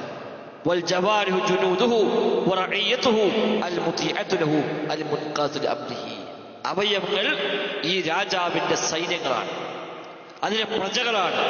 ആ രാജാവിനെ കീഴൊതുങ്ങി രാജാവിന് വഴിപ്പെട്ട് മാത്രം മുന്നോട്ട് പോകുന്ന പ്രജകളാണ് മറ്റു അവയവങ്ങൾ മുഴുവനും. അതുകൊണ്ട് കൽബ് നന്നായാൽ അവയവങ്ങൾ നന്നാകും. ഏതുപോലെ രാജാവ് നന്നായാൽ സൈന്യങ്ങൾ നന്നാകുന്നത് പോലെ. ഇത് ഒരു അടിസ്ഥാനമാണ്. അബൂ ഹുറൈറ പറയുന്നു, അൽ ഖൽബു മലികുൻ വലഹു ജുനൂദുൻ. കൽബ് ഒരു രാജാവാണ്, വലഹു ജുനൂദുൻ, അതിന് ചില സൈന്യങ്ങളുണ്ട്. فإذا صلح الملك صلحت جنوده وإذا فصل الملك فصلت جنوده. രാജാവ് നന്നായാൽ സൈന്യങ്ങൾ നന്നാവും, രാജാവ് മോശമായാൽ സൈന്യങ്ങളും മോശമാകും എന്ന് അബൂ ഹുറൈറ റളിയല്ലാഹു പഠിപ്പിക്കുകയാണ്. സമാനമായി നബി തങ്ങൾ പല ഹദീസ് കാണാം, ശരീരത്തിന് മാംസകഷ്ണമുണ്ട്, അത് നന്നായാൽ ശരീരം മൊത്തം നന്നാവും, അത് മോശമായാൽ ശരീരം മൊത്തം മോശമാകും. അല വഹിയൽ ഖൽബു, അതാണ് ഖൽബ് എന്ന് നബി തങ്ങൾ പറയുന്ന ബുഖാരി മുസ്ലിം ഉദ്ധരിച്ച ഹദീസാണ്. അപ്പൊ ഖൽബ് നാശമായാൽ ശരീരം മൊത്തം നാശമായി, ഖൽബ് നന്നായാൽ ശരീരം മൊത്തം നന്നാവുകയും ചെയ്യും. അപ്പൊ ഖൽബിൽ ഈമാനുണ്ട്, ഖൽബിൽ അമലുൽ സ്വാലിഹ് ഉണ്ട്, എങ്കിൽ അവയവത്തിൽ അമലുൽ സ്വാലിഹ് ഉണ്ടാവും. നാവ് കളവ് പറയാന്നുള്ളത് നാവ് മാത്രം തീരുമാനിച്ച് പറയില്ല. കൽബ് കളവ് പറയാൻ തീരുമാനിക്കുമ്പോഴേ നാവ് കളവ് പറയുള്ളൂ. കൽബിലാണ് അടിക്കാൻ തീരുമാനിച്ചെങ്കിലേ കൈ അയാളെ പോയി തല്ലുള്ളൂ. കൽബ് കൊണ്ട് ഒരു സംഗതിക്ക് പോകാൻ തീരുമാനിച്ചെങ്കിലേ കാലാ വഴിക്ക് പോവുകയുള്ളൂ. അപ്പൊ കൽബാണ് അസുൽ. ആ കൽബിന്റെ തീരുമാനം നടപ്പാക്കുന്നവരാണ് മറ്റു അവയവങ്ങൾ മുഴുവനും. അതുകൊണ്ട് നബി തങ്ങൾ പറഞ്ഞ തഖ്വ ഹാഹുന, തഖ്വ ഇവിടെയാകും. അതിനർത്ഥം ഇവിടെ നന്നായാൽ മതി, ബാക്കി നന്നാണ്ടതല്ല. ചില മനുഷ്യന്മാർ അങ്ങനെ മനസ്സിലാക്കുക, കൽബിലല്ലേ തഖ്വ, ബാക്കി മസ്തല്ലോ അല്ല. ഇവിടെയാണ് അസുല്. ഇത് ശരിയായാൽ ബാക്കി ശരിയാവും. ശരിയാവും. രാജാവ് ശരിയായിട്ടുണ്ടെങ്കിൽ സൈന്യം മോശമാവുന്നില്ല. അത് ഏതെന്നാല് ഒന്നോ രണ്ടോ സമയത്തുണ്ടാവുള്ളൂ, അത് കഴിഞ്ഞാൽ അയാൾ പിരിച്ചിടും, അത് കഴിഞ്ഞു. അങ്ങനെ ശ്രദ്ധയപ്പെട്ടാൽ അയാൾ പിരിച്ചിടും, അല്ലാതെ അത് അങ്ങനെ ഉണ്ടാക്കുന്നില്ല. അപ്പൊ കൽബാണ് രാജാവ്. അതുകൊണ്ട് ചില കാര്യങ്ങൾ നമ്മൾ പ്രത്യേകമായി ശ്രദ്ധിക്കേണ്ടതുണ്ട്. അത് കൽബ് അസുലാണല്ലോ, ബാക്കിയെല്ലാം തവാബി ആണ്. അതുകൊണ്ട് എല്ലാ ഹുക്മുകളും അത് കൽബിലാണ് ഒന്നാമതായിട്ടുള്ളത്. അവയവങ്ങൾക്ക് അത് തുറന്നു വീഴുന്നതാണ്. ഇപ്പൊ ഹറാമ് കാണാൻ പാടില്ല, ഹറാമ് കാണാൻ പാടില്ല, അത് കണ്ണിനോടുള്ള നിയമമാണല്ലോ, കണ്ണിനുള്ള നിയമമാണ്. ആ നിയമം കണ്ണിന് ബാധകമാകുന്നതിന് മുമ്പ് കൽബിന് ബാധകമാണ്. ഹറാമ് തിന്നാൻ പാടില്ല, തിന്നല് വായുകൊണ്ടാണ്, പക്ഷെ വായ മാത്രം തിന്നൂല. വായിലേക്ക് ഹറാമ് വെക്കണമെങ്കിൽ കൽബ് തീരുമാനിക്കണം, ഇത് തിന്നണം. അപ്പൊ അവയവങ്ങൾക്ക് എന്തെല്ലാം നിയമങ്ങളുണ്ടോ ആ നിയമങ്ങൾ അസുരിയായിട്ടുള്ളത് കൽബിനാണ്. ബാക്കിയെല്ലാം അത് അനുബന്ധമായി വരുന്ന നിയമങ്ങൾ മാത്രമാണ്. അതേപോലെ തന്നെ ശിക്ഷയും രക്ഷയുമൊക്കെ, പ്രതിഫലവും ശിക്ഷയുമൊക്കെ അതങ്ങനെ തന്നെയാണ്. അപ്പൊ കൽബിനെ നന്നാക്കുന്നതാണ് ഏറ്റവും പ്രധാനം. അതുകൊണ്ടാണ് ഉദ്ഹിയ്യത്ത് വന്നപ്പോൾ അല്ലാഹു പറഞ്ഞു, ലൻ യനാലല്ലാഹ ലുഹൂമുഹാ വലാ ദിമാഉഹാ വലാകിൻ യനാലുഹു തഖ്വാ മിൻകും. ആ ബലിമൃഗത്തിന്റെ മാംസമോ രക്തമോ അല്ല അല്ലാഹുവിലേക്ക് എത്തുക, തഖ്വയെ അല്ലാഹുവിലേക്ക് എത്തുക. അതിനർത്ഥം ഉദ്ഹിയ്യത്ത് അറക്കേണ്ടതാണോ? അല്ല, അറക്കണം. തഖ്വ ഉണ്ടെങ്കിലേ അറിവുകൊണ്ട് കാര്യമുള്ളൂ. തഖ്വ ഇല്ല, പേരിട്ടാൻ മുന്നേ അർത്ഥമെങ്കിലോ പേരിട്ടു, കൂലിട്ടൂല. ഹജ്ജിന് പോകുമ്പോൾ തഖ്വ ഇല്ലെങ്കിലോ അതിന് കൂലില്ല. എല്ലാവരും ആചാരായി, ഞാൻ ആചാരാൻ പറ്റൂല എന്ന് പറഞ്ഞ് പോവുകയാണെങ്കിലോ അതാവാം, അതിന് പ്രതിഫലം കിട്ടും. ഇന്നമൽ അഅ്മാലു ബിന്നിയ്യാത്ത്, അമലുകളെല്ലാം നിയ്യത്ത് പ്രകാരം മാത്രമാണ്. വഇന്നമാ ലികുല്ലി ഇംറിഇൻ മാ നവാ, എല്ലാവർക്കും ഉദ്ദേശിച്ചതോ അത് മാത്രമേ ഉള്ളൂ.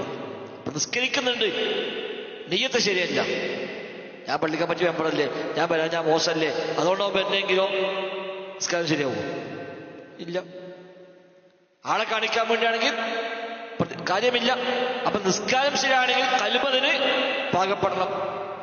അപ്പൊ ഏത് അമലും ഏത് ഹുക്മും ആദ്യം ബാധകമാവുക കൽബിനാണ്, പിന്നീടാണ് ബാക്കിയുള്ളതിലേക്കെല്ലാം അത് വരുന്നത് എന്ന് നമുക്ക് പ്രത്യേകം ശ്രദ്ധിക്കാം. അതുകൊണ്ടാണ് ശബദങ്ങൾ പറഞ്ഞപ്പോൾ അല്ലാഹു പറഞ്ഞു, അബദ്ധം പറ്റിപ്പോയാൽ ശിക്ഷയില്ല. വലാകിൻ യുആഖിറുക്കും ബിമാ കസബത് ഖുലൂബുക്കും, കൽബ് ചെയ്തതിനെ ശിക്ഷയുള്ളൂ. അബദ്ധത്തിൽ ഒരു ശബദം ചെയ്തു പോയി, സത്യം ചെയ്തു പോയി, അതിന് കുറ്റം കിട്ടൂല. തീരുമാനിച്ച് ഉറപ്പിച്ച് ചെയ്താണോ അത് ലംഘിച്ചാൽ കുറ്റമുണ്ട്. അപ്പൊ അവിടെ പറഞ്ഞ പ്രത്യേകതാണ്, നിങ്ങൾക്ക് പറ്റുന്ന അബദ്ധങ്ങളിൽ ശിക്ഷയില്ലാതെ. പിന്നെ എവിടെ ശിക്ഷ ഉള്ളത്? കൽബ് കൊണ്ട് തീരുമാനിച്ചുറപ്പിച്ച് ചെയ്താണോ എങ്കിൽ ശിക്ഷക്ക് അർഹമാണ്. അതൊക്കെ ഈ ഒരു ആശയമാണ് സൂചിപ്പിക്കുന്നത്. അതേപോലെ തിരിച്ചുമുണ്ട്.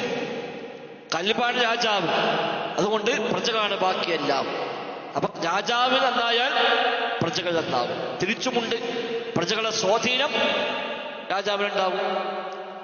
പ്രജകളുടെ സ്വാധീനം, മന്ത്രിമാരുടെ സ്വാധീനം ആർക്കുണ്ടാകും? ഭരണാധികാരിക്കുണ്ടാകും. മന്ത്രിമാർ എന്ത് റിപ്പോർട്ടാണ് കൊടുത്തത് അതനുസരിച്ചാണല്ലോ മേലെ തീരുമാനിക്കുക. അത് തിരിച്ചുമുണ്ട്. അവയവങ്ങൾക്ക് കൂടെ സ്വാധീനം കൽബിന്റെ മേൽ ചെലുത്താനും സാധിക്കും. അപ്പൊ അത് നമ്മൾ പ്രത്യേകമായി ശ്രദ്ധിക്കേണ്ടതാണ്. ചില വാക്ക്, ചില പ്രവൃത്തികൾ കൽബിനെ സ്വാധീനിക്കും. തീരുമാനം അവിടുന്നാണെങ്കിലും ചില പ്രവൃത്തികൾ ഇവിടുന്ന് അങ്ങോട്ടും സ്വാധീനമുണ്ടാക്കും. അപ്പൊ എപ്പോഴും അസ്ൽ ശരിയാക്കുക, എന്നാ ബാക്കി ശരിയാവും. അല്ലാഹു തആല അതിനെ ഉപമിച്ചത് ഒരു മരത്തിനോടാണ്. ضربallahu مثلا كلمة طيبة كشجرة طيبة أصلها ثابت وفرعها في السماء. സൂറത്ത് ഇബ്രാഹിമിൽ അല്ലാഹു തആല പറഞ്ഞ ഉദാഹരണമാണ്. ലാ ഇലാഹ ഇല്ലല്ലാഹ് ഉദാഹരണം കലിമത്തിൻ ത്വയ്യിബ, സൽവചനം, തൗഹീദിന്റെ വചനം ലാ ഇലാഹ ഇല്ലല്ലാഹ്. അതിലെ ഉദാഹരണം കശജറത്തിൻ ത്വയ്യിബ, ഒരു നല്ല വൃക്ഷം പോലെയാണ്.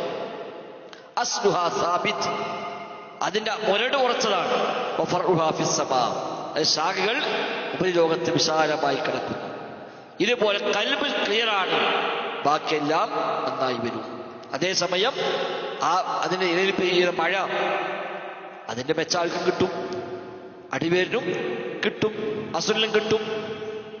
എന്നാൽ ഒരു കൊമ്പട വെട്ടിയാൽ മത്സ്യം മൊത്തത്തിൽ അതിനൊരു സ്വാധീനമുണ്ടാകും. എന്നതുപോലെ അവയവങ്ങളുടെ പ്രവർത്തനങ്ങൾ തിരിച്ച് കൽബിന് ചില സ്വാധീനങ്ങൾ ഉണ്ടാക്കുകയും ചെയ്യും. അതുകൊണ്ട് തന്നെ കൽബ് എപ്പോഴും നമ്മൾ ശ്രദ്ധിക്കണം, അത് നന്നാക്കണം, എങ്കിൽ എല്ലാം ക്ലിയറായി മാറും എന്നാണ്. അബൂ ദർദാ റളിയല്ലാഹു അൻഹു നബിയുടെ സ്വഹാബിയാണ്. അദ്ദേഹം നബിയുടെ കാലശേഷം കുറച്ചു കാലം ജീവിച്ചതാണ്. അദ്ദേഹം ഒരിക്കൽ മദീനയിൽ വന്നു. മദീനയിൽ വന്നപ്പോൾ അദ്ദേഹം മദീനക്കാരോട് ചോദിക്കുന്ന ചോദ്യമുണ്ട്, മാലി ലാ അറാ അലൈക്കും യാ അഹ്ലൽ മദീന ഹലാവത്തൽ ഈമാൻ. മദീനക്കാരെ എന്തുപറ്റി? നിങ്ങളിൽ ഈമാനിന്റെ മാധുര്യം ഞാൻ കാണുന്നില്ലല്ലോ, ഈമാന്റെ മാധുര്യം ഞാൻ നിങ്ങളിൽ കാണുന്നില്ലല്ലോ എന്ന് അബൂ ദർദാ ചോദിക്കാൻ. വല്ലദി നഫ്സി ബിഹി, പടച്ച റബ്ബാണ് സത്യം. ലൗ അന്ന തുബ്ബൽ ഗാബതി തുഇമൽ ഈമാൻ ലറുഇയ അലൈഹി ഹലാവത്തുൽ ഈമാൻ. വനത്തിലെ ഒരു കരടിയാണെങ്കിൽ പോലും ആ കരടിക്ക് ഈമാന്റെ ടേസ്റ്റ് കിട്ടിക്കഴിഞ്ഞാൽ ആ മാധുര്യം അതിൽ കാണപ്പെടും. നിങ്ങൾ എന്തുകൊണ്ട് ഈമാന്റെ മാധുര്യം കാണുന്നില്ല എന്ന് അബൂ ദർദാ അന്ന് മദീനക്കാർ ചോദിക്കുകയാണ്. ഇബ്നു മുബാറക് റഹിമഹുല്ലാഹ് അദ്ദേഹത്തിന്റെ കിതാബു സുഹുദിൽ രേഖപ്പെടുത്തിയ സംഭവമാണത്. ഏതായാലും അടിസ്ഥാനം കൽബാണ്. രാജാവിന്റെ സ്ഥാനമാണ് കൽബിനുള്ളത്.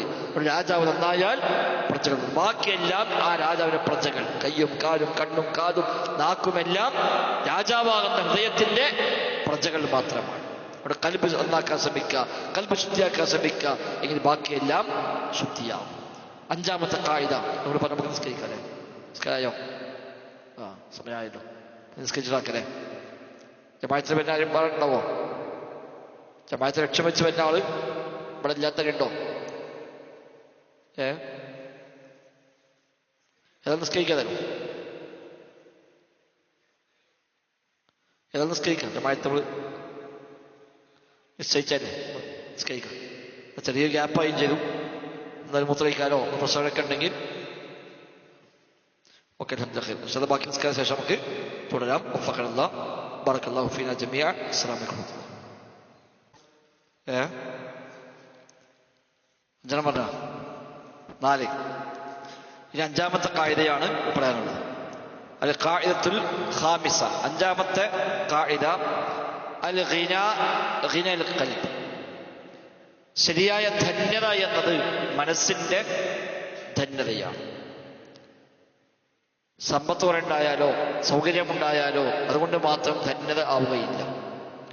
ശരിയായ ധന്യത, ഒരാൾ ധനികനാവുക എന്ന് പറഞ്ഞാൽ കൽബ് ധന്യമാവുക എന്നതാണ് അതിൻ്റെ സാക്ഷാൽ വിവക്ഷ.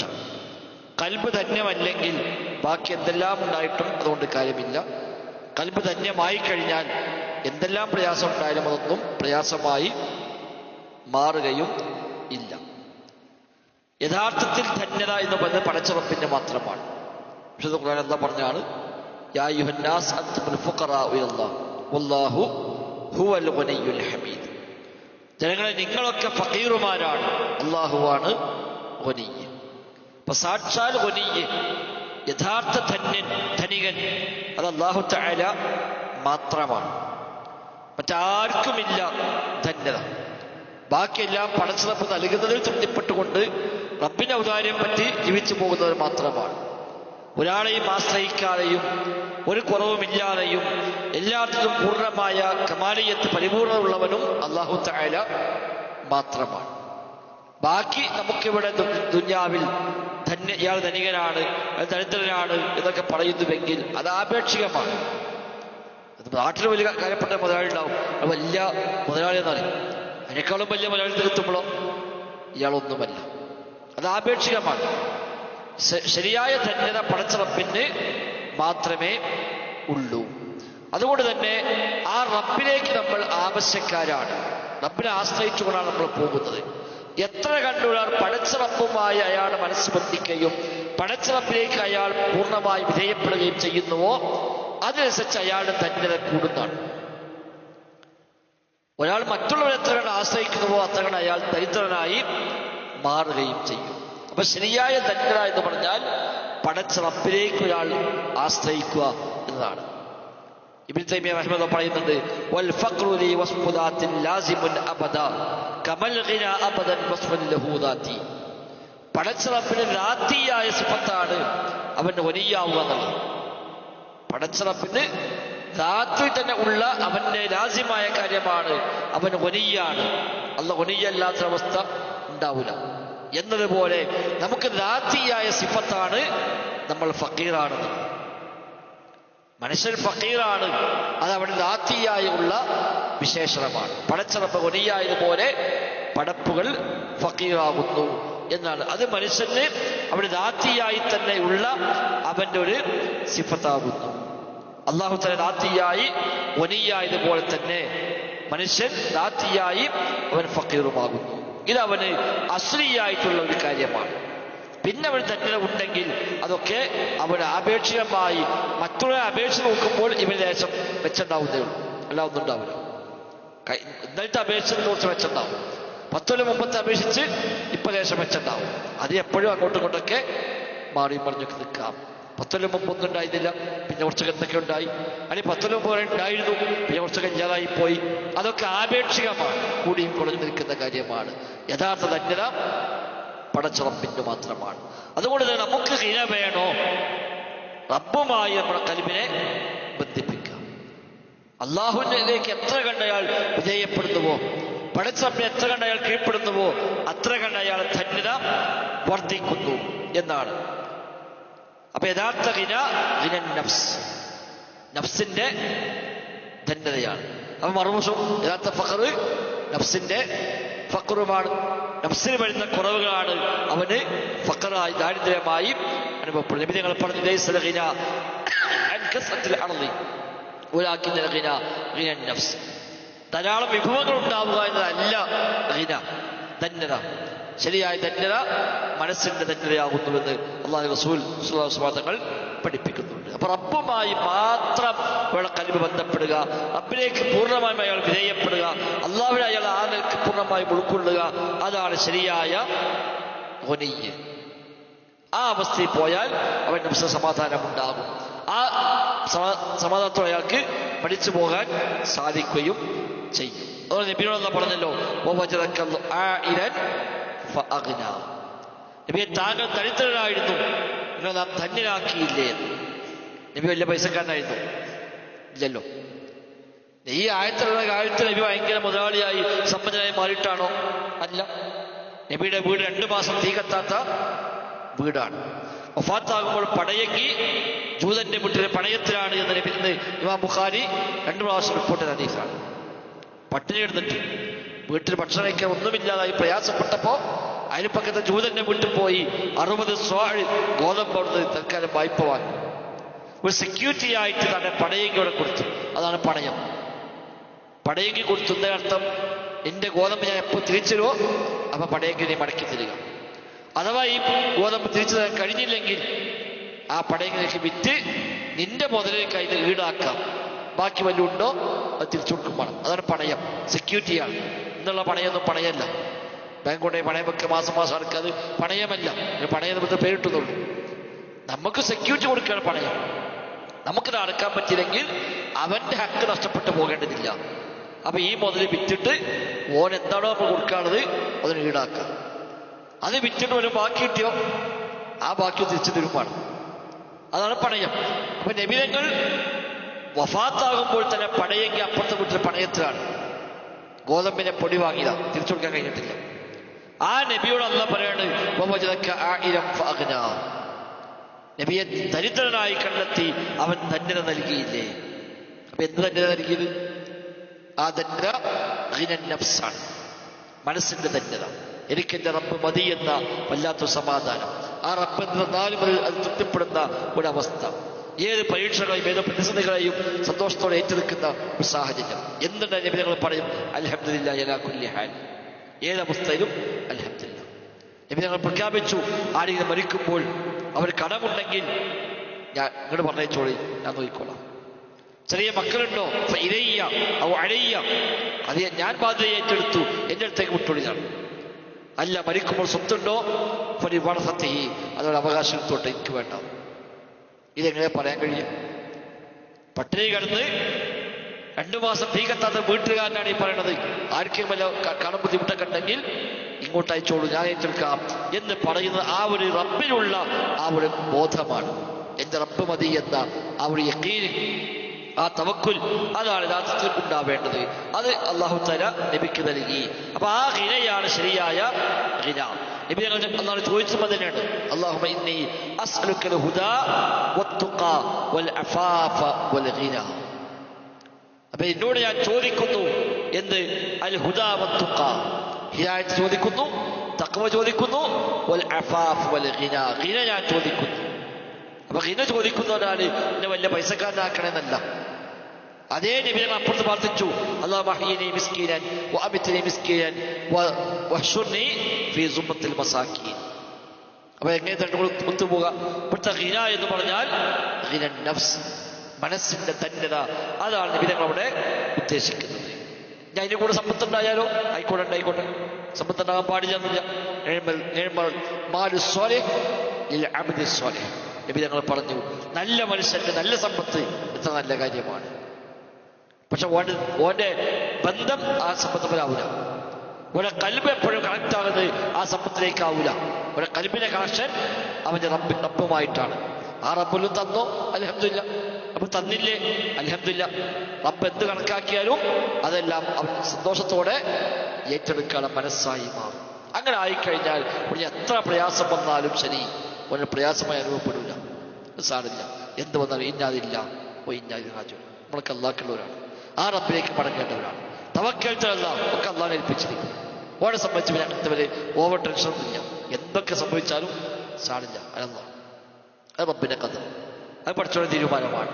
ആ റബ്ബ് ഹൈർ ഉദ്ദേശിക്കുന്നുണ്ടാവും. ആ ഹൈറിനെ ചോദിക്കുക, അതാണ് അവന് കഴിയുക. അല്ലാത്തതല്ല. കച്ചവടം ലേശം കുറവായ അപ്പോഴേക്കും ടെൻഷനായി ബേജാറായി ഉറക്കം വരുന്നില്ല. എന്താണ് 2 സൈറ്റ് പുറത്ത് കച്ചവടം മോശമാണ്. പിന്നെ ഓരാകെ ഭക്ഷണം വേണ്ട, ഉറക്കമില്ല, വല്ലാത്ത പ്രയാസം. അതെന്താണ്? കൽബ് അല്ലാഹുമായിട്ടല്ല കണക്ഷൻ, ഫക്കീറുമായിട്ട് കണക്ഷൻ. ബാക്കി എല്ലാവരും ഫക്കീറുമാരാണ്, ഇവനും ഫക്കീറാണ്. ഒരു ഫക്കീർ വേറെ ഫക്കീർ പോയി കണ്ട് അവലംബിച്ച് എങ്ങനെ ഉണ്ടാവും? ഒരു കാര്യമില്ലല്ലോ. മനുഷ്യന്മാരൊക്കെ ഫക്കീർമാരാണ്, അള്ളാഹുവാണ് വലിയ. ഫക്കീറായ ഇവൻ ഫക്കീറായ വേറൊരുത്തരെ പോയി കണ്ട് എന്താണ് അവലംബിക്കുക. അപ്പൊ സ്വാഭാവികമായിട്ട് പോലെ സമാധാനം കിട്ടൂല. കാരണം ആകെ സഹായിക്കാനുള്ളവനാണ്. ഓരത്ത് വല്ലതും ഉണ്ടോ? അതുമില്ല. നമ്മൾ പറയില്ല നമുക്ക് എന്തേ ബുദ്ധിമുട്ടുന്നത് ഓരോടെ ചോദിക്കുക. ഓരോ പ്രശ്നം ടൈറ്റായി തന്നാൽ നമുക്ക് വേചാറാവും. അപ്പൊ ഫക്കീറിനെ അവലംബിക്കുന്നവൻ അതിലും പല ഫക്കീറായി മാറും. കൊനീനെ അവലംബിച്ചാലോ അവന് വേചാറ് ഇരിക്കുന്ന മേടിക്കാൻ. ഞാൻ കൊനീന്റെ അടിമയാണ്, എന്റെ റബ്ബ് കൊനീയാണ്, എനിക്ക് വേചാറില്ല. എന്റെ റബ്ബിക്ക് തരും, എനിക്ക് വേചാറില്ല. അതൊരു സമാധാനമായവന് മാറും. ഫക്കീറന്മാരായ സൃഷ്ടികളെയെല്ലാം നമ്മൾ അവലംബിക്കേണ്ടത് കൊനീയായ സൃഷ്ടാവിനെയാണ് അവലംബിക്കേണ്ടത്. അതാണ് അഞ്ചാമത്തെ ഖായിദ. ശരിയായ ധന്യത മനസ്സിന്റെ ധന്യതയാണ്. അതില്ലെങ്കിൽ എത്ര പൈസ ഉണ്ടായാലും സമാധാനം ഉണ്ടാവില്ല. വലിയ വീടാണ്, വലിയ വാഹനമാണ്, ഇഷ്ടം പോലെ പൈസ ഉണ്ട്, ഒക്കെ ഉണ്ട്. പക്ഷെ ഓരോ സമാധാനം സ്വസ്ഥ കിട്ടൂല. അതൊന്നും ഓന് റാഹത്ത് നൽകുകയില്ല. കാരണം അതൊന്നും ഓൻ അതിനെ അടിമയായിട്ട് മാറുക ചെയ്യും. അതിൻ്റെ അടിമയായിട്ട് അവൻ മാറും. അതോടുള്ള സമാധാനം കൂടി ഇല്ലാതായി. അപ്പൊ അള്ളാഹിന്റെ അടിമയായിട്ട് മാറുക, അതാണ് യഥാർത്ഥ രക്ഷ. അപ്പൊ എത്ര കണ്ട് റബ്ബിന്റെ അടിമയായി മാറുന്നുവോ അത്ര കണ്ട് അവന് സമാധാനം കിട്ടും. ഉബൂദിയ്യത്ത്, തവാദുഅ്, തദല്ലുൽ, ഖുദൂഅ്, റബ്ബിലേക്ക് എത്ര കണ്ട് വിനയപ്പെടുന്നുവോ, റബ്ബിലേക്ക് എത്ര കണ്ട് അവൻ വിധേയപ്പെടുന്നുവോ അത്ര കണ്ടവന് സമാധാനം വർദ്ധിക്കും. പിന്നെ ദാരിദ്ര്യം പേടിക്കാനില്ല. എന്റെ റബ്ബ് വലിയാണ്, ഞാൻ എന്താ പേടിക്കാൻ? എന്റെ റബ്ബാണ് തരുന്നവൻ, എനിക്ക് എന്താ പേടിക്കാൻ? അത് സമാധാനമല്ലേ? ആ സമാധാനമാണ് അവനുണ്ടാവുക. ഇനി ആറാമത്തെ ഖായിദ, ഇസ്തഗ്നൽ ഖൽബു ബിൽ ഖാലിഖി ഇസ്തഗ്ന അനിൽ മഖ്ലൂഖി. സൃഷ്ടാവിൽ ഒരാൾ ധന്യത കണ്ടെത്തിയാൽ പിന്നെ സൃഷ്ടികൾ അവന് ആവശ്യമില്ലാതായി മാറും. സൃഷ്ടാവിൽ ധന്യത കണ്ടെത്താൻ കഴിഞ്ഞാൽ പിന്നെ സൃഷ്ടികൾ ആശ്രയിക്കേണ്ടി വരികയില്ല. അത് മതി, അല്ല മതി. അതിലും ഒരാൾ സമാധാനം കണ്ടെത്താൻ കഴിഞ്ഞാൽ പിന്നെ വേറെപ്പോൾ ആവശ്യം വരിക? അല്ലാതെ കൂടെ കഴിയാത്തുണ്ടെങ്കിലല്ലേ? അതില്ലല്ലോ. നമ്മൾ ഒരാളെ ആശ്രയിച്ചാൽ അയാൾ കഴിയാത്തല്ലേ ഭാഗത്തിൽ പോവുള്ളൂ. ഇത് പടച്ച റബ്ബിൽ ഒരാൾ ആശ്രയിച്ചു കഴിഞ്ഞാൽ പിന്നെ അല്ലാഹ് കഴിയാത്ത ഒന്നുമില്ല. അതുകൊണ്ട് പിന്നെ പരപ്പരെ തേടി പോകേണ്ട ആവശ്യത്തോട്ട് ഉണ്ടാവുകയുമില്ല. അതാണ് ആറാമത്തെ ഖായിദ. അതുകൊണ്ട് തന്നെ മനുഷ്യനെ സംബന്ധിച്ചവർ എപ്പോഴും വേണ്ടത് ഏകനായ ഇലാഹിലേക്ക് പൂർണ്ണമായും വിധേയപ്പെടുക. അതിലവന് എത്ര കണ്ട് അവൻ ധന്യത സ്വീകരിക്കാൻ കഴിയുമോ, ഇഖ്ലാസ് ഉണ്ടോ, അതോടെ പിന്നെ ഒരു പടപ്പിലേക്ക് തിരിയൂല. അപ്പൊ ശിർക്ക് ചെയ്യാൻ പോകൂല. കഴിഞ്ഞിരിക്കുന്ന റബ്ബ് മതി. ഇവിടെ ചോദിച്ച് കിട്ടിയാൽ അവിടെ പോണത് റബ്ബിനോട് ചോദിച്ച് കിട്ടുന്നില്ല, എന്നാ നീ ചാർത്തങ്ങ് പോയി നോക്കുക. റബ്ബോനെന്ത് തടഞ്ഞു വെച്ചു, എന്നാ ഞാൻ ഒന്ന് പോയി നോക്കാൻ ഞാൻ പറ്റില്ല. അതെന്തോടാ പോണത്? പടച്ച റബ്ബിനെ അത്രയൊരു മനസ്സുണ്ടായിട്ടുള്ളൂ. അല്ലെങ്കിലോ എനിക്കിത് റബ്ബ് കണക്കാക്കിയതാണിത്, ഇത് വേറെ എവിടെ ഞാൻ പോവാന്? റബ്ബിനേക്കാളും വലുത് വളർത്തുണ്ടെങ്കിൽ ഇല്ല. അപ്പൊ റബ്ബിൽ അയാൾക്ക് ധന്യത കണ്ടെത്താൻ കഴിഞ്ഞാൽ പിന്നെ മഖ്ലൂഖിലേക്ക് അവൻ ആവശ്യക്കാരനായി മാറുകയില്ല. തൗഹീദ് പൂർണ്ണമായി കയറിയാൽ ശിർക്കിലേക്ക് അവന് പോവുകയില്ല. പിന്നെ പോകുന്നുവെങ്കിൽ ഒരു ജഹാലത്താണ്. ശിർക്കിലേക്ക് പോകുന്നുവെങ്കിൽ ജഹാലത്ത് കൊണ്ടാണ്. മഖ്ലൂഖിലേക്ക് പോകുന്നുവെങ്കിൽ ഒരു ജഹാലത്ത് കൊണ്ടാണ്. അല്ലെങ്കിൽ ഒരിക്കലും അത് ഉണ്ടാവുകയില്ല. ഇനി മാത്രമല്ല, ശിർക്കിലേക്ക് പോകുന്ന ആളുകളോ ഒരു അതിസമാധാനം കിട്ടും? അതുമില്ല. റബ്ബല്ലാത്തവരേക്ക് തേടിപ്പോകുന്നവന് അതിന് സമാധാനം കിട്ടുന്നില്ല. അതും പോലെയുള്ള സമാധാനം കൂടി നഷ്ടപ്പെടുകയേ ഉള്ളൂ. കാരണം അവർക്ക് ഒന്നും ചെയ്തു കൊടുക്കാൻ കഴിയില്ല. ഒന്നും ചെയ്യാൻ കഴിയാത്തവന്റെ മുമ്പിൽ ചെന്ന് കൈ നീട്ടിയാൽ പ്രത്യേകിച്ചൊന്നും കിട്ടാനുമില്ല. അതുകൊണ്ട് അവന്റെ എല്ലാ ആശ്രയവും അവന്റെ എല്ലാ അവലംബവും പടച്ച റബ്ബായി അവൻ മാറണം. അത് എത്ര കണ്ട് അവനുണ്ടോ അത്ര കണ്ട് അവന് സമാധാനവും ഈ ഒരു ധന്യതയും അവന് ഉണ്ടാവുകയും ചെയ്യുന്നു. അതുകൊണ്ടാണ് മുൻഗാമികൾ പഠിപ്പിച്ചത്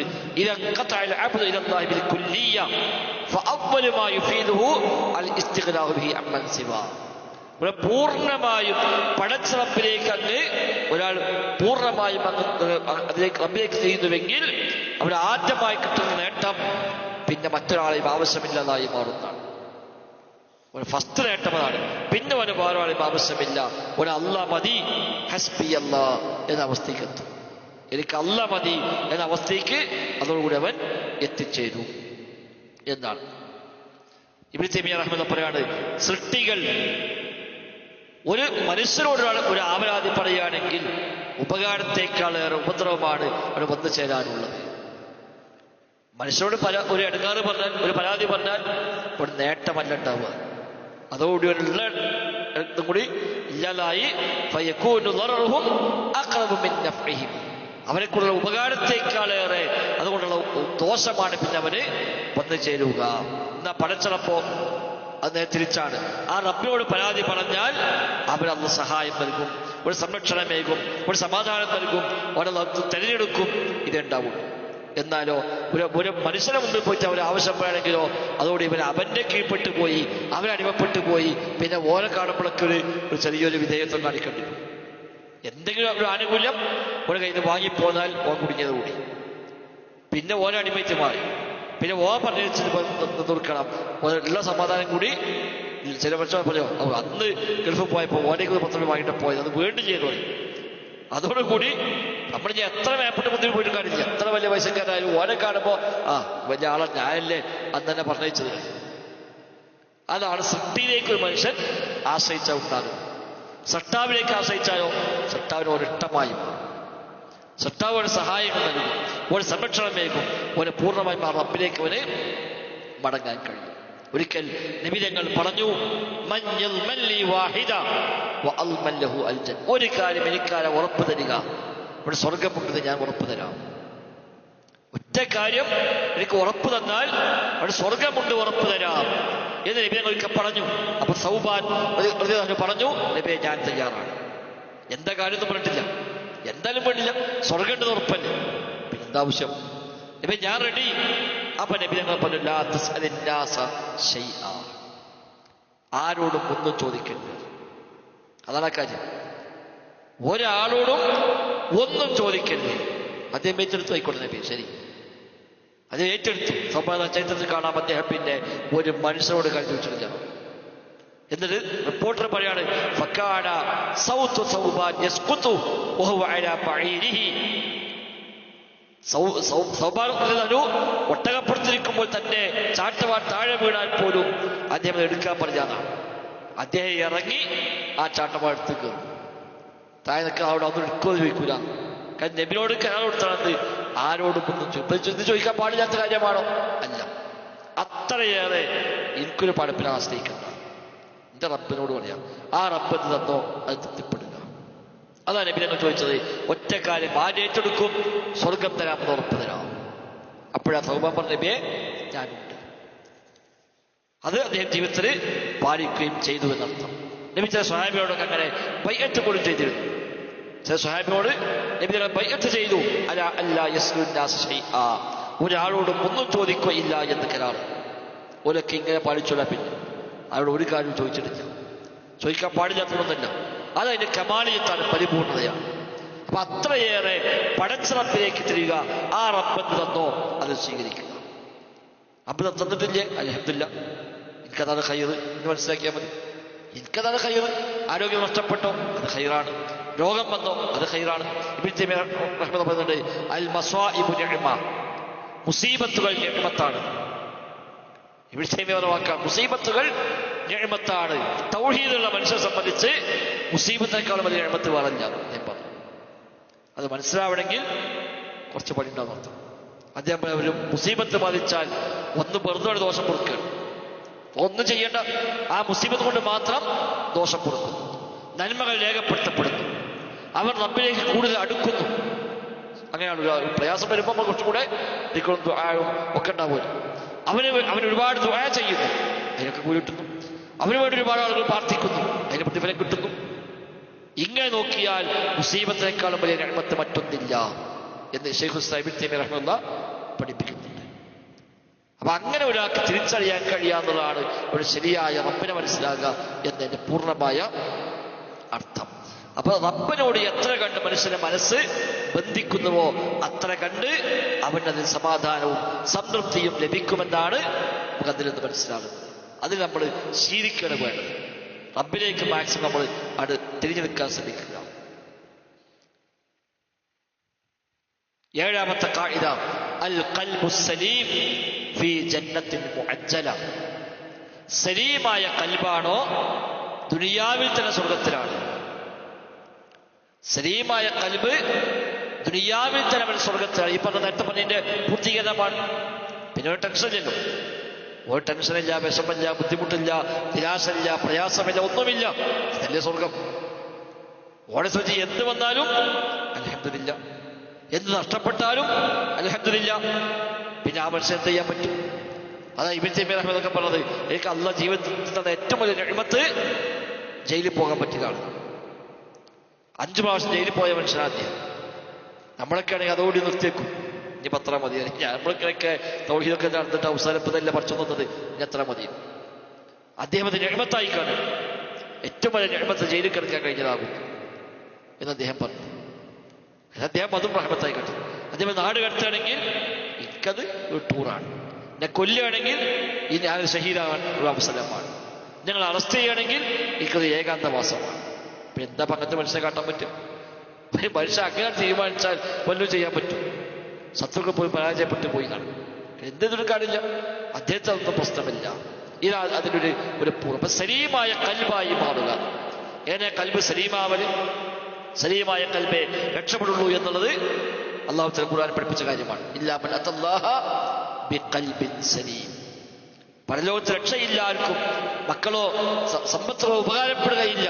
ഇല്ലാ മൻ അത്തല്ലാഹ ബിഖൽബിൻ സലീം. സലീമായ ഖൽബോടുകൂടി റബ്ബിന്റെ പക്കൽ വന്നവർക്കല്ലാതെ രക്ഷയില്ലാത്ത ലോകമാണ് എന്ന് പറഞ്ഞു. അപ്പൊ ഖൽബ് സലീമായി മാറുക.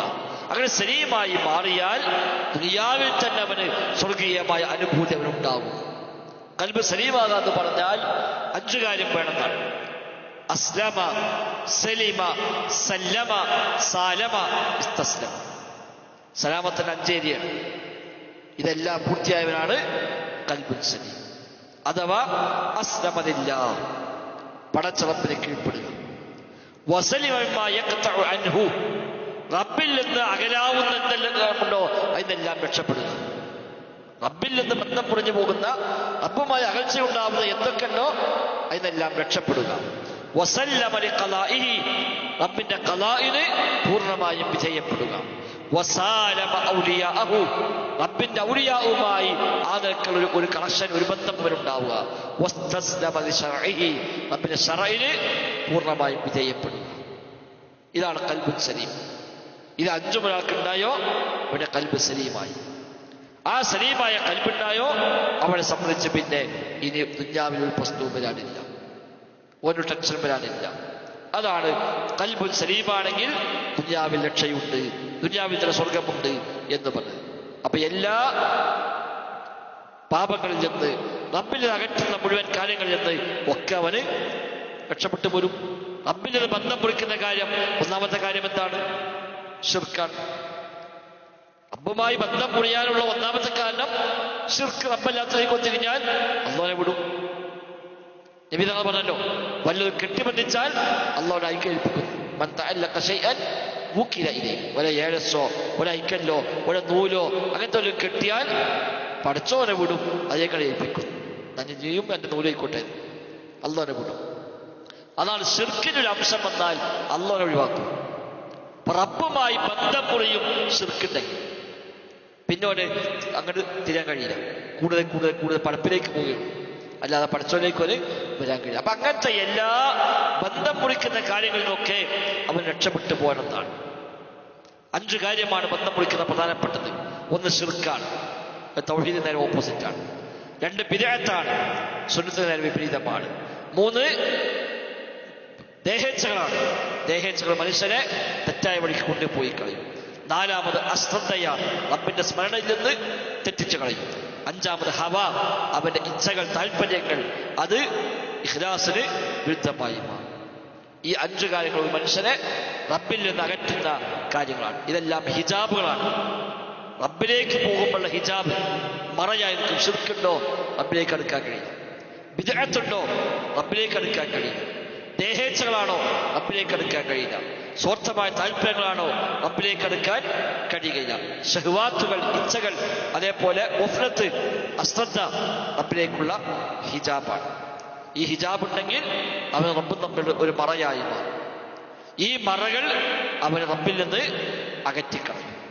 അതുകൊണ്ട് അവനെ ഖൽബ് സലീമാക്കി മാറ്റുക എന്നത് പ്രധാനമാണ്. ഇല്ലാമൻ അതല്ലാഹ ബിഖൽബിൻ സലീം എന്നാണ്. ഓ സലീമുൻ മിമ്മാ സിവല്ലാഹ്, പടച്ചറപ്പല്ലാത്ത എല്ലാത്തിൽ നിന്നും ഓരോ ഖൽബ് സലീമായിട്ടുണ്ട്. പടപ്പിലേക്ക് ഒരു ഖൽബ് പോകില്ല. ഓരോ കണക്ഷൻ മൊത്തം അള്ളാഹുമായിട്ടാണ്. റബ്ബിനെ ഖൽബ് ലാ യുരീദു ഇല്ലല്ലാഹ്, ഒരു ഉദ്ദേശം അള്ളാഹു മാത്രം. വലാ യഫ്അലു ഇല്ലാ മിമ്മാ അമറഹുല്ലാഹ്, റബ്ബ് കൽപ്പിച്ചതല്ലാതെ ചെയ്യുന്നില്ല. എന്ത് ചെയ്യാണോ അതിലെന്താണ് ഇസ്ലാമിന്റെ നിയമം നോക്കും.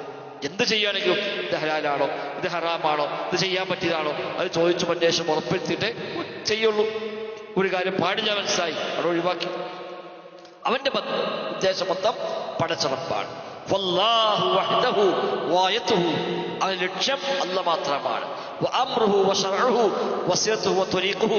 അല്ലാഹുവിന്റെ ശരീഅത്ത്, അവന്റെ കൽപ്പന, അത് ആ റബ്ബിലേക്കുള്ള വഴിയാണവൻ. അതുകൊണ്ട് ആ നിലയ്ക്ക് അവൻ പോവുകയുള്ളൂ. ശിർക്കിന്റെ എല്ലാ ഘടകത്തിൽ നിന്നും അവൻ രക്ഷപ്പെട്ടു പോന്നിട്ടുണ്ട്. സൃഷ്ടികളിൽ അവൻ ഒഴിവാണ്. സൃഷ്ടിയിലേക്ക് അവൻ തിരിഞ്ഞു കളയുന്നില്ല, അതിലേക്ക് പോകുന്നില്ല. പടച്ചറപ്പിലേക്ക് പൂർണ്ണമായി അവൻ കീഴ്പ്പെട്ടവനാണ്.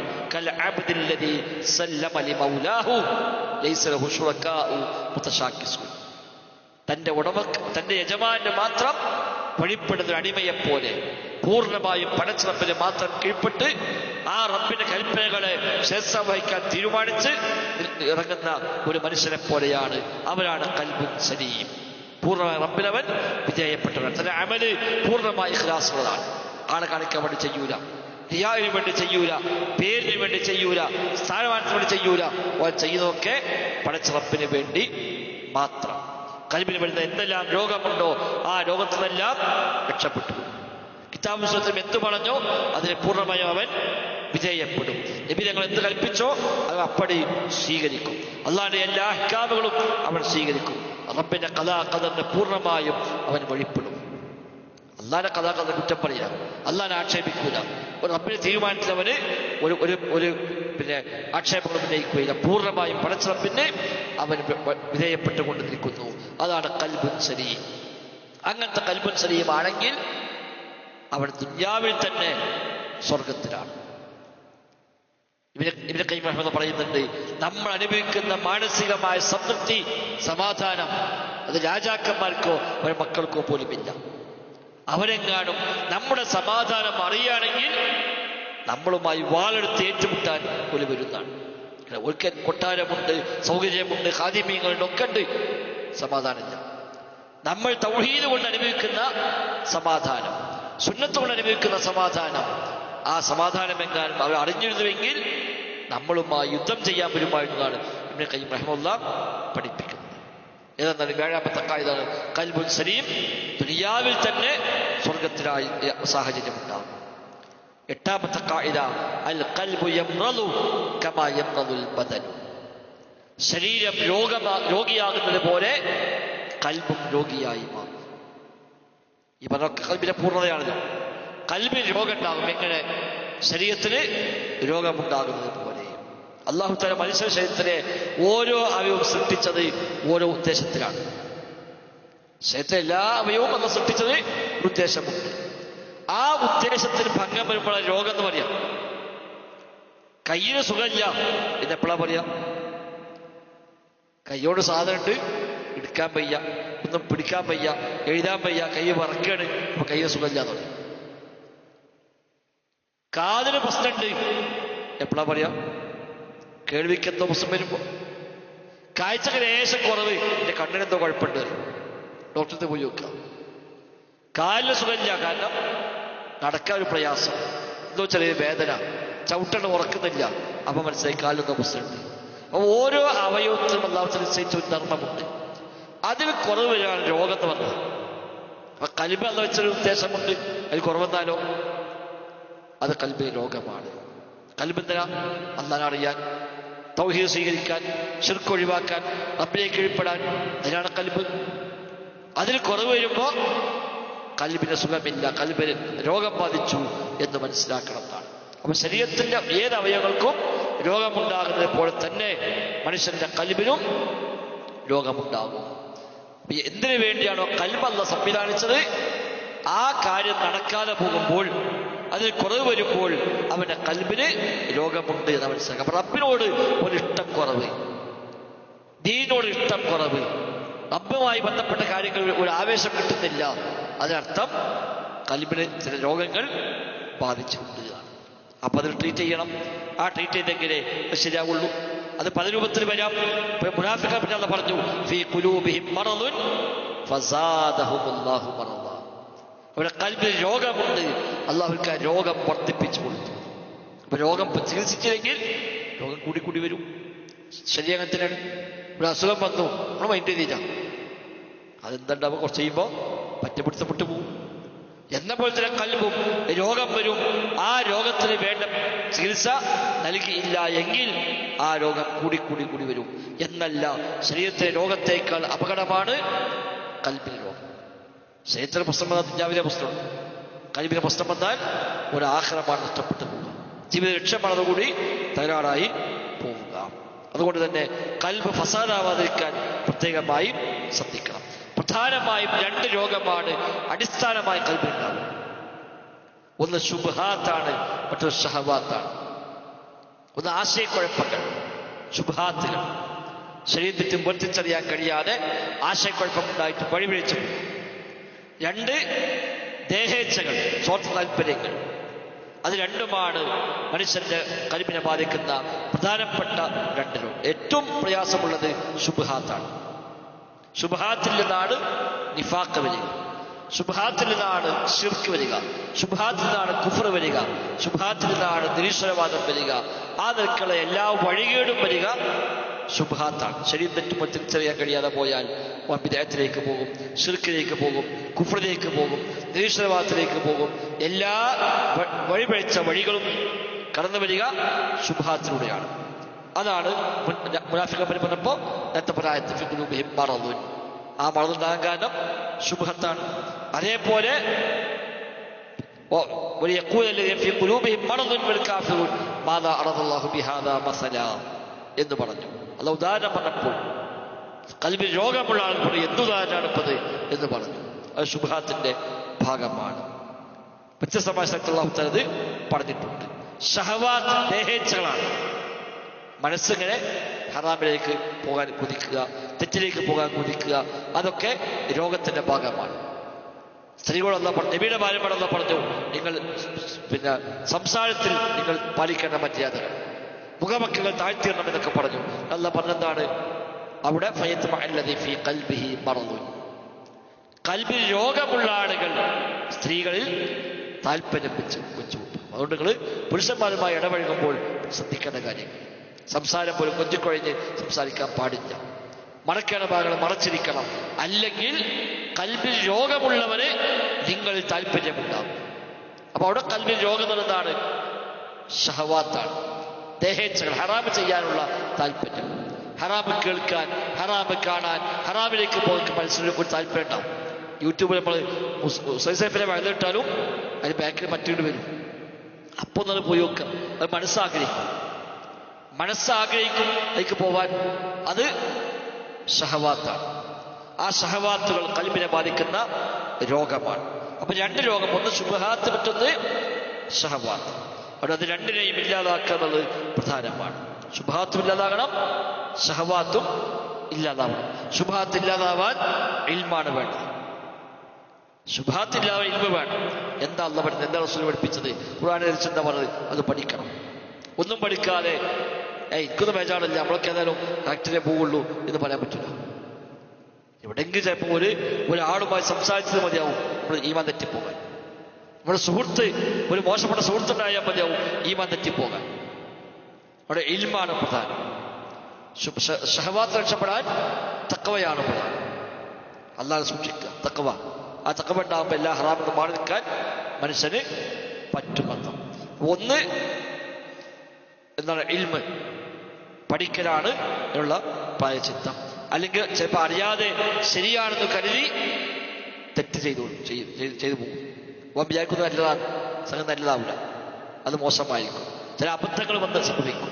ഒരിക്കൽ നബി തങ്ങൾ സ്വഹാബികൾ ഒന്നിച്ച് പോകുമ്പോൾ അവിടെ കാണാം, ഒരു സ്വഹാബി അദ്ദേഹം തൻ്റെ മൃഗത്തിന് മേൽന്ന് വീണ് വലിയ പരിക്ക് പറ്റി, തലക്കൊന്നാകെ മുറിവേറ്റു. അദ്ദേഹത്തിനുമാണെങ്കിൽ അതേ സമയത്ത് അദ്ദേഹത്തിന് ഒരു സ്ഖലനമുണ്ടാവുകയും ചെയ്യും.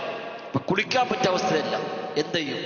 ഒപ്പമുള്ളവർ പറഞ്ഞു കുളിച്ചേ പറ്റുള്ളൂ, കുളിക്കാക്കാൻ പറ്റില്ല, ജനാപത്തിനായി കുളിച്ചോളാം, അതിന് മുറി പറ്റൊന്നും ബാധകല്ല, കുളിക്കണം. ഇയാൾ കുളിച്ചപ്പോൾ അദ്ദേഹം മരിച്ചു എന്നാണ്. വിവരങ്ങളെ അവർ അയാളെ കൊന്നുകളഞ്ഞു, റബ്ബ് അവർക്കും നാശം നൽകട്ടെ.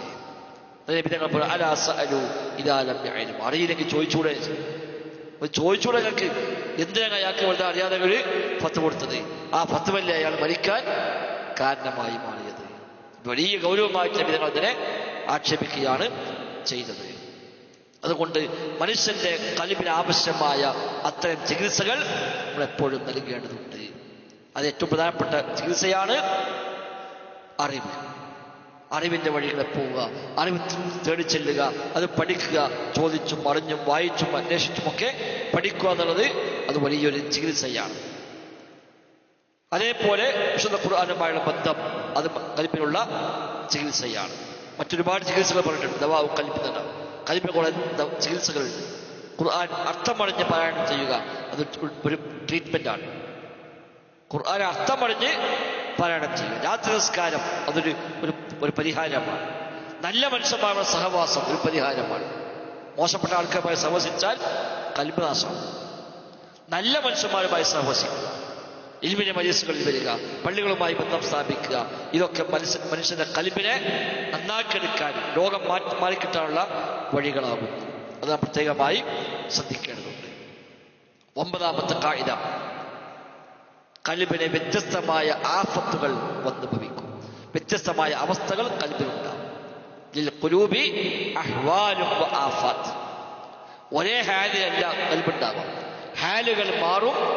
വ്യത്യസ്തമായ ആഫത്തുകൾ ഖൽബിനെ ബാധിക്കുകയും ചെയ്യും. അത് തുടക്കത്തിൽ സൂചിപ്പിച്ചു.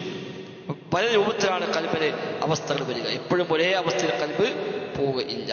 അവിടെ ആ ഒരു അവസ്ഥ മാറി മാറി വരുമ്പോൾ അതനുസരിച്ച് നമ്മൾ നോക്കണം. അതിൽ പറഞ്ഞാണ് ഖൽബ്, അന്ധമായ ഖൽബുണ്ട്, കാഴ്ചയുള്ള ഖൽബുണ്ട്. അല്ലാഹു ഖുർആനിൽ പറഞ്ഞു, ഇന്നഹാ ലാ തഅമൽ അബ്സാർ വലാകിൻ തഅമൽ ഖുലൂബുൽ ലത്തി ഫിസ് സുദൂർ. കണ്ണുകൾക്കല്ല അന്ധത ബാധിക്കുക, നെഞ്ചകത്തുള്ള ഹൃദയങ്ങൾക്കാകുന്നു അന്ധത ബാധിക്കുക. ഖൽബിന്റെ കാഴ്ച നഷ്ടപ്പെടും. ഖൽബിന്റെ കാഴ്ച നഷ്ടപ്പെട്ടാൽ പിന്നെ ഒരഹക്കും മാത്രം വേർതിരിച്ച് കാണാൻ കഴിയൂല. അപ്പൊ പിന്നെ ഏത് വഴിക്കും അവൻ പോകും. അപ്പൊ ഹക്ക് കാണൂല, ഹക്കിലേക്ക് പോകാൻ കഴിയില്ല, ആ അവസ്ഥ ഉണ്ടാവും. അത് അധികവും ഉണ്ടാകുന്നത് പാപങ്ങൾ കാരണമായിട്ടാണ്. അതേപോലെ ഖൽബ് കടുത്തു പോകും, കടുത്ത ഖൽബുണ്ടാകും. അതേപോലെ ലോലമായ ഖൽബുണ്ടാകും. ചില ഖൽബ് കടുക്കും. അല്ലാഹു പറഞ്ഞു, സുമ്മ ഖസത് ഖുലൂബുഹും ഫഹിയ കൽ ഹിജാറത്ത് സുമ്മ ഖസത് ഖുലൂബുഹും മിൻ ബഅദി ദാലിക ഫഹിയ കൽ ഹിജാറ ഔ അശദ്ദു ഖസ്വ. അവരുടെ ഖൽബ് കടുത്തുപോയി, കല്ലുകളെ പോലെയായി മാറി. അല്ല, അതിനേക്കാളും കടുത്തുപോയി, കല്ലിനേക്കാളും കടുത്ത ഖൽബായി മാറും. പിന്നെ ആ കടുപ്പം കൂടിയാൽ പിന്നെ അതിക്കൊന്നും ചെയ്യില്ല. കടുത്ത കല്ല് പിന്നെ അത് പൊട്ടിക്കാൻ കുറച്ച് പണിയാണ്. അതേപോലെ തന്നെ ഖൽബ് കടുത്തുപോയാൽ പിന്നെ എത്ര നല്ല കുത്തുബേട്ടാലും അടുത്തില്ല. നല്ല കുത്തുബ, നല്ല ക്ലാസ്സാണ്, നല്ല ഉപദേശമാണ്, ഓണമൊന്നും യാതൊരു അതൊക്കെ ഒരു ഒച്ച മാത്രമേ ഉണ്ടാവും. അതൊന്നും യേശുവിന ആയത്തായാലും ഹദീസായാലും അതൊന്നും ഖൽബിലേക്ക് എത്തുകയില്ല. കാരണം ഖൽബ് കടുത്തു പോയിരിക്കുന്നു. അതേപോലെ ഖൽബിനെ കൂട്ടത്തിൽ കാണാം മുദ്ര വെക്കപ്പെട്ട ഖൽബുണ്ടാവും. അല്ലാഹു സീൽ വെക്കും ഖൽബിൽ.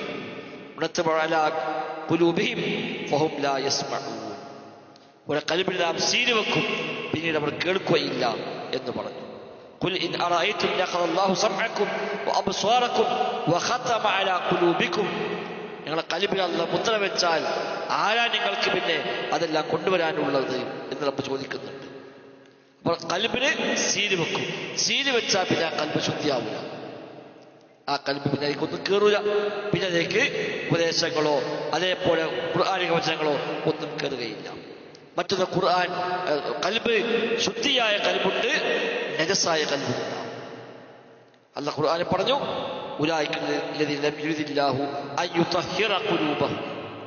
അവരുടെ ഖൽബുകളെ ശുദ്ധീകരിക്കാൻ അല്ലാഹു ഉദ്ദേശിച്ചിട്ടില്ല. അപ്പൊ ശുദ്ധിയായ കൽബുണ്ട്, ശുദ്ധിയാവാത്ത കൽബുണ്ട്, നജസായ കൽബുണ്ട് അർത്ഥം. നജസായ കൽബാണെങ്കിൽ അതിനോട് യോജിക്കുന്നതേ പിന്നെ ഒരു താല്പര്യമായി മാറും. കൽബ് അശുദ്ധമായാൽ അശുദ്ധമായതിനെ പിന്നെ ടേസ്റ്റ് ഉണ്ടാവും. അതങ്ങനെയാണ്. കൽബ് അശുദ്ധമായാൽ അശുദ്ധമായതിന് മാത്രമേ പിന്നെ ആ കൽബിന് ടേസ്റ്റ് ഉണ്ടാവും. കൽബ് ശുദ്ധിയായാലോ, ശുദ്ധിയായതിനാണ് ഒരു ആവേശം ഉണ്ടാവുക. നന്മയിലേക്ക് നല്ലതിലേക്കൊക്കെ ആവേശം ഉണ്ടാവും. കൽബ് ദുഷിച്ചു കഴിഞ്ഞാൽ എപ്പോഴും മോശപ്പെട്ടേക്കാണ് കൂടുതൽ താല്പര്യമായി മാറുക. അത് പ്രത്യേകമായി ശ്രദ്ധിക്കേണ്ടുന്ന കാര്യമാണ്. അതേപോലെ കൽബ് ഫസാദായ കൽബുണ്ട്, നല്ല കൽബുണ്ട്. നേരത്തെ പറഞ്ഞ ഹദീസ്, ശരീരത്തിൽ ഒരു മാംസകഷ്ണമുണ്ട്, അത് നന്നായാൽ ശരീരം നന്നാവും, അത് ഫസാദായാൽ ശരീരം ഫസാദാവും. അപ്പൊ കൽബ് നന്നാവും ചെയ്യും, കൽബ് ഫസാദാവുകയും ചെയ്യും. കറുത്ത കൽബുണ്ട്, വെളുത്ത കൽബുണ്ട്. കൽബുകളെല്ലാം അസ്ലിയായിട്ട് വെളുത്തതാണ്. നബി ഞങ്ങൾ പറഞ്ഞു, ഫിത്നകൾ അതേപോലെ പാപങ്ങൾ ഇതൊക്കെ വരുമ്പോൾ മനുഷ്യന്റെ കൽബിൽ ഒരു കറുത്ത പുള്ളി വീഴും.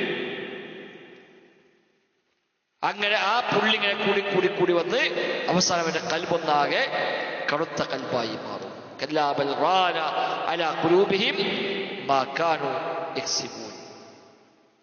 ചെയ്തു കൂട്ടിയ കാര്യങ്ങൾ കൽബിൽ കറ പിടിച്ചിരിക്കുന്നു എന്നല്ല പറഞ്ഞു. ആ കറ എന്താണ്? ഈ പറഞ്ഞ കറയാണ്.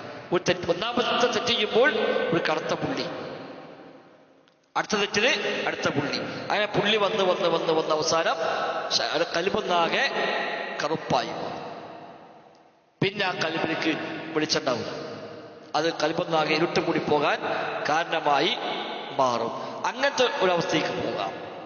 അതേപോലെ കൽബ് ഗാഫിലായ കൽബുണ്ട്, അശ്രദ്ധമായ കൽബുണ്ട്, ശ്രദ്ധിക്കുന്ന കൽബുണ്ട്. അല്ലാഹു ഖുർആനിൽ പറയും, വലാ തുതി മൻ അഗ്ഫൽനാ ഖൽബഹു അൻ ദിക്രിനാ. സൂറത്തുൽ ഗഫർ നമ്മൾ സാധാരണ വലാ തുതി മൻ അഗ്ഫൽനാ ഖൽബഹു, കൽബിനെ നാം അശ്രദ്ധമാക്കിയിരിക്കുന്നു, അത്തരം ആളുകളെ നീ വഴി അനുസരിക്കേണ്ടതില്ല. അപ്പൊ കൽബ് അശ്രദ്ധമായി മാറും. ഗാഫിലായ കൽബ് ഓല് പിന്നെ അള്ളാഹിനെ പറ്റോ അള്ളാഹിന്റെ കാര്യങ്ങളെ പറ്റുന്ന മണ്ഡത്തിൽ ഒരു ഗഫലത്തിലായിരിക്കും. ഗാഫിലായ കൽബിലാണ് പിശാച് അഭയകേന്ദ്രമായി സ്വീകരിക്കുക. ഗാഫിലായ കൽബ് ശൈത്വാന്റെ മഅ്വയാണ്, അവന്റെ അഭയസ്ഥാനമാണ്. അതോടുകൂടി പിന്നെ സ്വാഭാവികമായിട്ടും ഓന്റെ കൽബിന്റെ അവസ്ഥ മാറി. പിന്നെ അള്ളാഹിനെ പറ്റിയുള്ള ശ്രദ്ധയില്ല, അള്ളാഹ് ദീനെ പറ്റി ശ്രദ്ധയില്ല. പിന്നെ എപ്പോഴും അവന് ഈ ഒരു അവസ്ഥയിലേക്കാണ് അവന് പോവുക. അപ്പൊ പിന്നെ എല്ലാ തെറ്റായ റൂട്ടിലൂടെയും അവൻ സഞ്ചരിക്കും. ഓനെ കൽബ് അശ്രദ്ധമായ കൽബാണ്.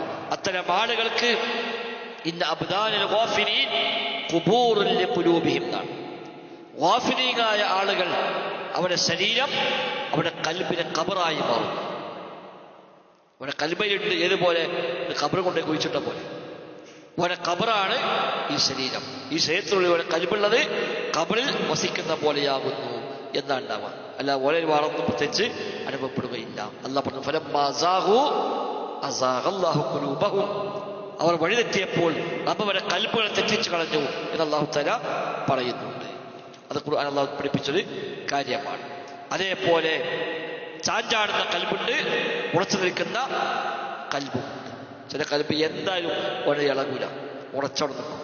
ഈമാൻ ശരിയായ തൗഹീദ് ശരിയായ കൽബാണോ ഓനെ എന്ത് ശുഭ്രാത്തും എന്ത് ശഹവാത്തും വന്നാലും ഓനെ കൽബിന് അനക്കുണ്ടാവില്ല. ചില കൽബ് ഇങ്ങനെ മാറി പറയും. ഒന്ന് കേട്ട അത് ശരി, ഒരു കേട്ട അത് ശരി, മറ്റു കേട്ട അത് ശരി. കാരണം എന്താണ്? ഓടെ സംബന്ധിച്ച് എവിടെയും ഒരു സ്ഥിരതയില്ല.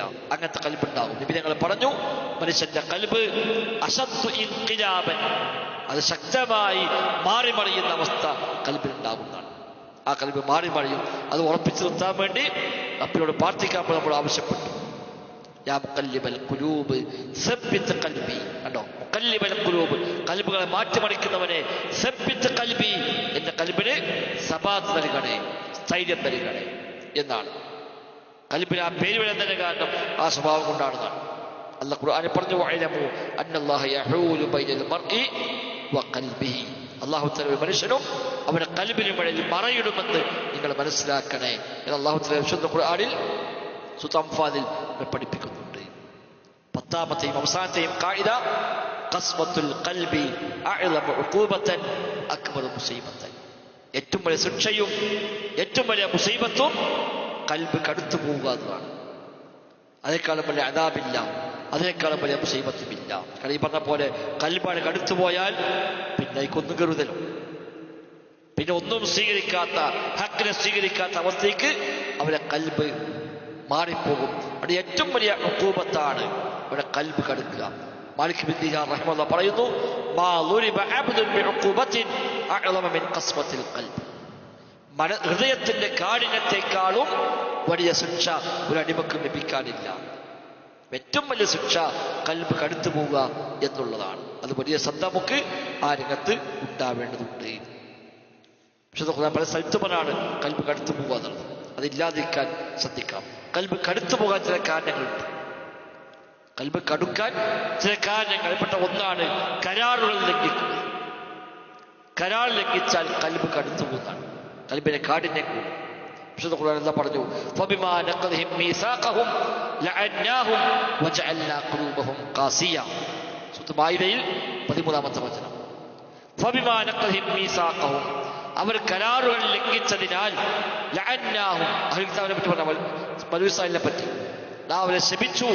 വജഅൽനാ ഖുലൂബഹും ഖാസിയ, ഹൃദയങ്ങളെ കടുത്ത ഹൃദയങ്ങളാക്കി മാറ്റുകയും ചെയ്തു. ഇപ്പൊ കരാർ പാലനം പ്രധാനമാണ്. ഒരു കരാർ ചെയ്തിട്ട് ആ കരാർ ലംഘിച്ചു പോയാൽ അത് ഹൃദയത്തിനെ ബാധിക്കും, ഹൃദയത്തെ സ്വാധീനിക്കുന്നതാണ്. ഇബ്നു ഉഖൈൽ അൽ-ഹംബലി പറയാണ്, യാ മൻ യജിദു മിൻ ഖൽബിഹി ഖസ്വ, ആർക്കെങ്കിലും തന്റെ ഹൃദയത്തിൽ ഒരു കാഠിന്യം അനുഭവപ്പെടുന്നുവെങ്കിൽ യഹ്ദർ അൻ തകൂന നഖലത് അഹ്ദൻ, ഏതെങ്കിലും കരാർ അവൻ ലംഘിച്ചിട്ടുണ്ടാകും എന്ന ഒരു ശ്രദ്ധ അവനുണ്ടാവട്ടെ. മനസ്സിന് കടുപ്പം അനുഭവപ്പെടാണ്, ഒന്നോട് കയറുന്നില്ല, ഒന്നോട് യേശുന്നില്ല തോന്നുകയാണെങ്കിൽ ഒന്ന് നോക്കിക്കോട്ടെ, എവിടെയെങ്കിലും ഒരു കരാർ അവൻ ലംഘിച്ചിരിക്കുക. ഈ ആയത്ത് അദ്ദേഹം തെളിവായി അദ്ദേഹം ഉന്നയിക്കുകയാണ്. അതേപോലെ അനാവശ്യമായ സംസാരങ്ങൾ, അമിതമായ ചിരികൾ, അത് കൽബ് കടുത്തു പോകാൻ കാരണമാകും. വെറുതെ വർത്താനം പറയാം, നല്ലതല്ല. നബി ഞങ്ങൾ പറഞ്ഞല്ലോ, ഒന്നുകിൽ നല്ലത് പറയാം, അല്ലെങ്കിൽ മൗനം പാലിക്കാം. ഫല്യഖുൽ ഖൈറൻ ഔ ലിയസ്മുത്, വെറുതെ ഇങ്ങനെ വർത്താനം പറയാം, ഭയങ്കരമായ പൊട്ടിച്ചിരി, അത് നല്ലതല്ല. നബി ഞങ്ങൾ പറഞ്ഞു, ലാ തുക്സിർ ദഹിക്, ചിരി നീ വർദ്ധിപ്പിക്കരുത്. ഫഇന്ന കസറത്തുൽ ദഹികി തുമീതുൽ ഖൽബ, അധികരിച്ച ചിരി കൽബിനെ കൊന്നുകളയുന്നു, ഹൃദയം ചത്തുപോകാൻ കാരണമാകും. ഓവറായ ഭയങ്കര പൊട്ടിച്ചിരി, അതിനത്ര തീരെ പുഞ്ചിരുന്ന പറ്റുമെന്നല്ല. നബി ഞങ്ങൾ പുഞ്ചിരിക്കാനുള്ള, നബി പൊട്ടിച്ചിരിക്കരുത്. ഭയങ്കര തമാശ പറഞ്ഞ് എല്ലാവരും ചെറുപ്പിച്ച് നല്ല ശീലമല്ല. എവിടെ പീഡക്ക പോലെ ഇങ്ങനെ വർത്താനം പറയാം, നല്ല കാര്യമല്ല. ആവശ്യമുള്ളത് പറയാം, പറയേണ്ടത് പറയാം. അല്ലെങ്കിലോ എന്തിനാ പുറത്ത് പറയണം? അങ്ങനെ തൊള്ളവെക്കാതെ വർത്താനം പറയാം, എല്ലാവരും തമാശാക്കുക, എല്ലാവരും ചിരിപ്പിക്കാം. അത് കൽബ് ജീവൻ പോകാൻ കാരണമായി മാറും എന്നാണ്. ആ കാര്യം ശ്രദ്ധിക്കണം. അതേപോലെ മറ്റൊന്നാണ് കസ്റത്തുൽ അക്ലി, വല്ലാതെ തിന്ന കൽബിന് ജീവൻ പോകുന്ന. തീറ്റ കുറയ്ക്കലാണ് എപ്പോഴും പ്രോത്സാഹിപ്പിക്കപ്പെട്ടത്. തീറ്റ കൂടുന്തോറും അത് കൽബിനെ ബാധിക്കും. അധികരിച്ച തീറ്റകൾ നല്ലതല്ല. ബിശ്ർ ബിൻ ഹാരിസ് പറഞ്ഞു, ഖസ്ലതാനി തുഖസ്സിയാനിൽ ഖൽബ, രണ്ട് കാര്യം ഹൃദയം കടുത്തുപോകാൻ കാരണമാകും. കസ്റത്തുൽ കലാം വ കസ്റത്തുൽ അക്ൽ, വർദ്ധിച്ച സംസാരവും വർദ്ധിച്ച തീറ്റയും, അത് രണ്ടും മനുഷ്യന്റെ കൽബ് കടുത്തുപോകാൻ കാരണമാകുന്നതാണ്. ഇബ്നു ഖയ്യിം റഹിമഹുല്ലാഹ് പറഞ്ഞ 4 കാര്യം ആവശ്യത്തിലേറെ ആയിക്കഴിഞ്ഞാൽ ഹൃദയം കടുത്തുപോകും. ഒന്ന് അൽ അക്ലു വൽ നൗമു വൽ കലാമു വൽ മുഖാലത്ത. ഒന്ന് ഉറക്കം, ആവശ്യത്തിന് ഉറങ്ങണം. ആവശ്യത്തിലേറെ ഉറങ്ങിയാൽ കൽബിന് കാഠിന്യം ഉണ്ടാകും. എപ്പോഴും കിടന്നുറങ്ങാം, കൽബ് കടുത്തു പോകും. ധാരാളമായ തീറ്റ കൽബ് കടുത്തു പോകും. ധാരാളമായ സംസാരം കടുത്തു പോകും. അതേപോലെ ഈ എല്ലാ വേണ്ടത്ത സ്ഥലത്തും മയക്കെ പോയി കണ്ട് തലയിടുക, എല്ലാത്തിനും പോയി ഇടകതരുക, അത് നല്ലതല്ല. നമുക്ക് ആവശ്യമുള്ളിടത്ത് മാത്രമേ ഇടപെടേണ്ട ആവശ്യമുള്ളൂ. അല്ലാതെ എല്ലാ സ്ഥലത്തും എല്ലായിടത്തും പോയി എല്ലാത്തും തലയിട്ട് അത് നല്ല ശീലമല്ല എന്നാണ്. അതേപോലെ പാപങ്ങൾ കൽബ് കടുക്കാളക്കാർ അലാ ഖുലൂബിഹിം മാ കാനൂ യക്സിബൂൻ എന്ന ആയത്ത് അതിന് തെളിവാണ്. ഇബ്നു മുബാറക് റഹിമഹുല്ലാഹ് പറഞ്ഞു, റഅയ്തു ദുനൂബ തുമീതുൽ ഖുലൂബ, പാപങ്ങൾ കൽബുകളെ കൊന്നുകളയും. വയൂരിസുക ദുല്ല ഇദ്മാനുഹാ വതർക്കുൽ ദുനൂബി ഹയാത്തുൽ ഖുലൂബി വഖൈറുൽ ലിനഫ്സിക ഇസ്യാനുഹാ. പാപങ്ങൾ ഒഴിവാക്കുന്നുവെങ്കിൽ അത് കൽബിന് ഹയാത്താണ്. പാപങ്ങൾ ധാരാളമായി ചെയ്യുന്നുവെങ്കിൽ അത് കൽബിന് മൗത്തുമാണ്. പാപം കൂടിയാൽ കൽബ് ചത്തുപോകും. അതുകൊണ്ട് പാപങ്ങളില്ലാതിരിക്കുക.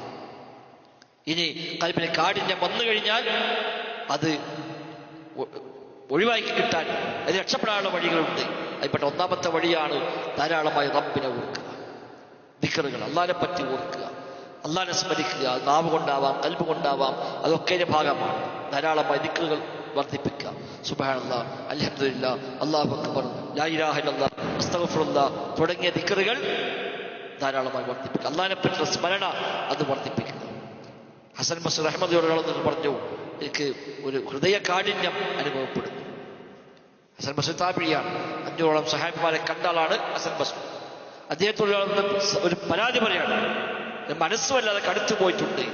അദ്ദേഹം പ്രതിവിധി കാണാം, അതിഭൂമിൻ ദിക്ർ എന്ന ദിക്ർ കൊണ്ട് നീ അതിനെ ഒരുക്കിക്കളയുക. കാഠിന്യത്തെ കുറക്കാൻ ദിക്ർ നീ ഉപയോഗിക്കുക എന്ന് അദ്ദേഹം അതിന് പ്രതിവിധിയായി പറഞ്ഞു കൊടുക്കുന്നുണ്ട്. അതുകൊണ്ട് തന്നെ ഏറ്റവും നല്ലത് അള്ളാഹിനെ കുറിച്ചുള്ള സ്മരണയാണ്. അതേപോലെ ഖുർആൻ ഓതുക, തദബ്ബറോടുകൂടി അർത്ഥം ആലോചിച്ചുകൊണ്ട് ഖുർആൻ ഓതുക. കേവലം ഓതിയാൽ കൂലിട്ടും, ഒന്ന് പറയുന്നത് ഓതിയാലും കൂലി കിട്ടും, പക്ഷെ അതിന്റെ സ്വാധീനമുണ്ടാവും. സ്വാധീനമുണ്ടാവാൻ ഖുർആന്റെ അർത്ഥം ആലോചിച്ച്, ആയത്തിന് ആശയം ആലോചിച്ചുകൊണ്ട് ഖുർആൻ പാരായണം ചെയ്യുകയാണെങ്കിൽ അവന്റെ കൽബിന് അതുകൊണ്ട് ഒരു ഭയം അവന് അനുഭവപ്പെടാൻ കഴിയും എന്നാണ്. അലാ ബിദിക്രില്ലാഹി തത്മഇന്നുൽ ഖുലൂബ്. ദിക്റുള്ള കൊണ്ട് കൽബിന് സമാധാനം കിട്ടും എന്ന് അല്ലാഹു തആല പ്രത്യേകമായി എടുത്തു പറഞ്ഞത്.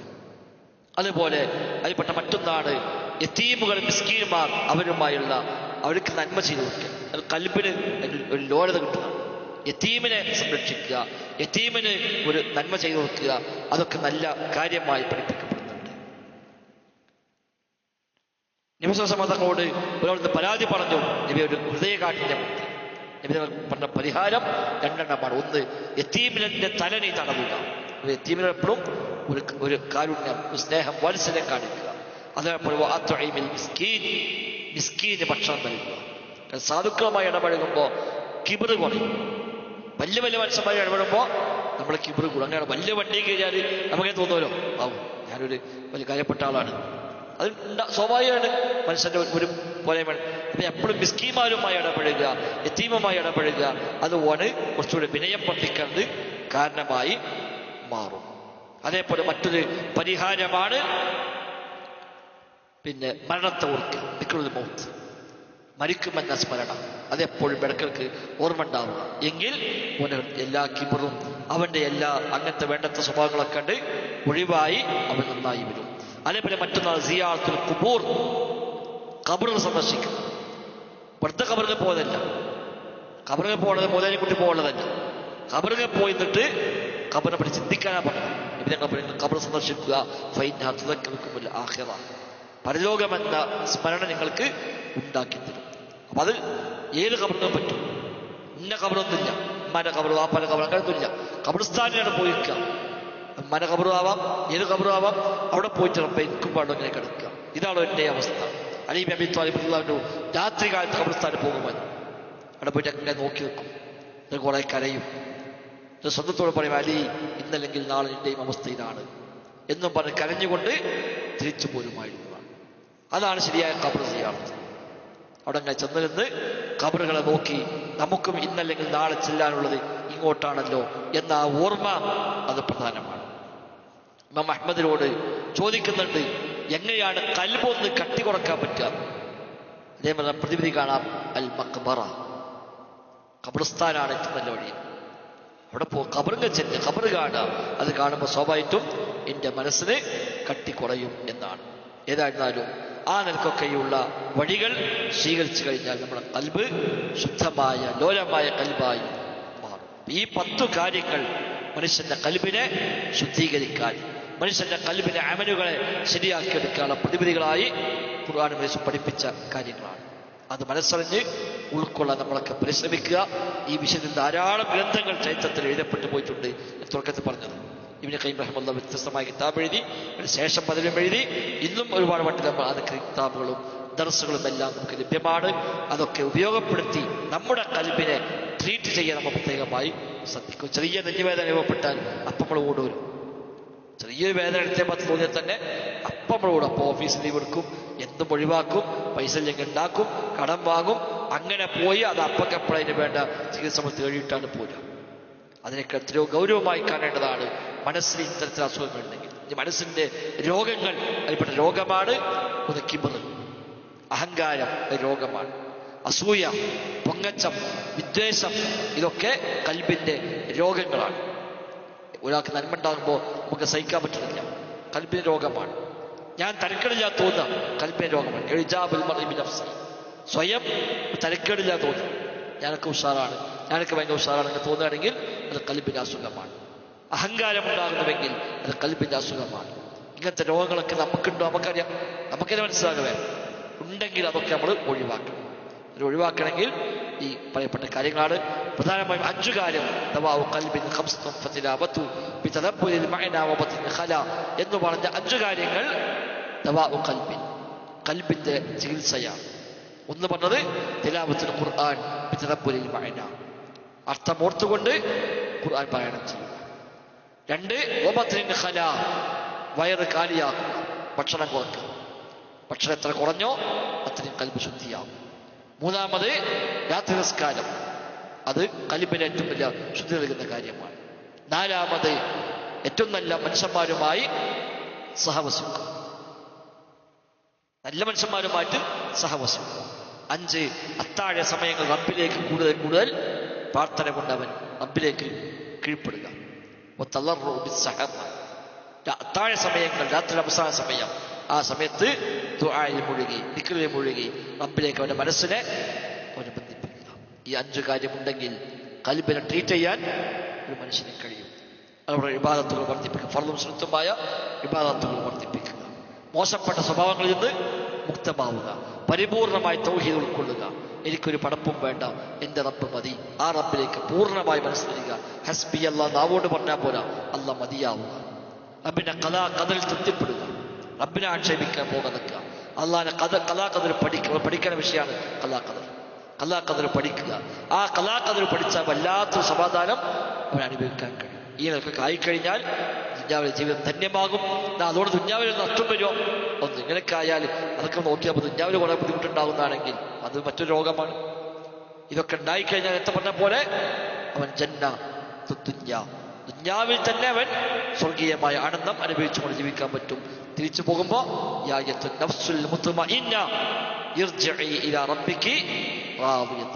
സമാധാനമടഞ്ഞ ആത്മാവെ തിരിച്ചു വരിക.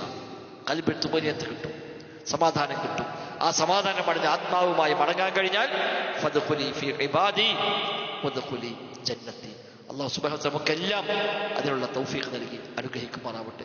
പറഞ്ഞ കാര്യങ്ങൾ പറഞ്ഞതിലും കേട്ടതിലും ഉപരി അമലാക്കി മാറ്റാൻ നമുക്ക് അല്ലാഹു തൗഫീഖ് പ്രദാനം ചെയ്യുമാറാവട്ടെ. അല്ലാഹുവിന്റെ ദീനുമായി ബന്ധപ്പെട്ട് ഇത്തരം ഒരു മജ്‌ലിസിൽ പങ്കെടുക്കാൻ കഴിഞ്ഞ അൽഹംദുലില്ലാഹ് വലിയ ഭാഗ്യമാണ്. നമുക്ക് നമ്മിൽ നിന്ന് കബൂലാക്കുമാറാവട്ടെ.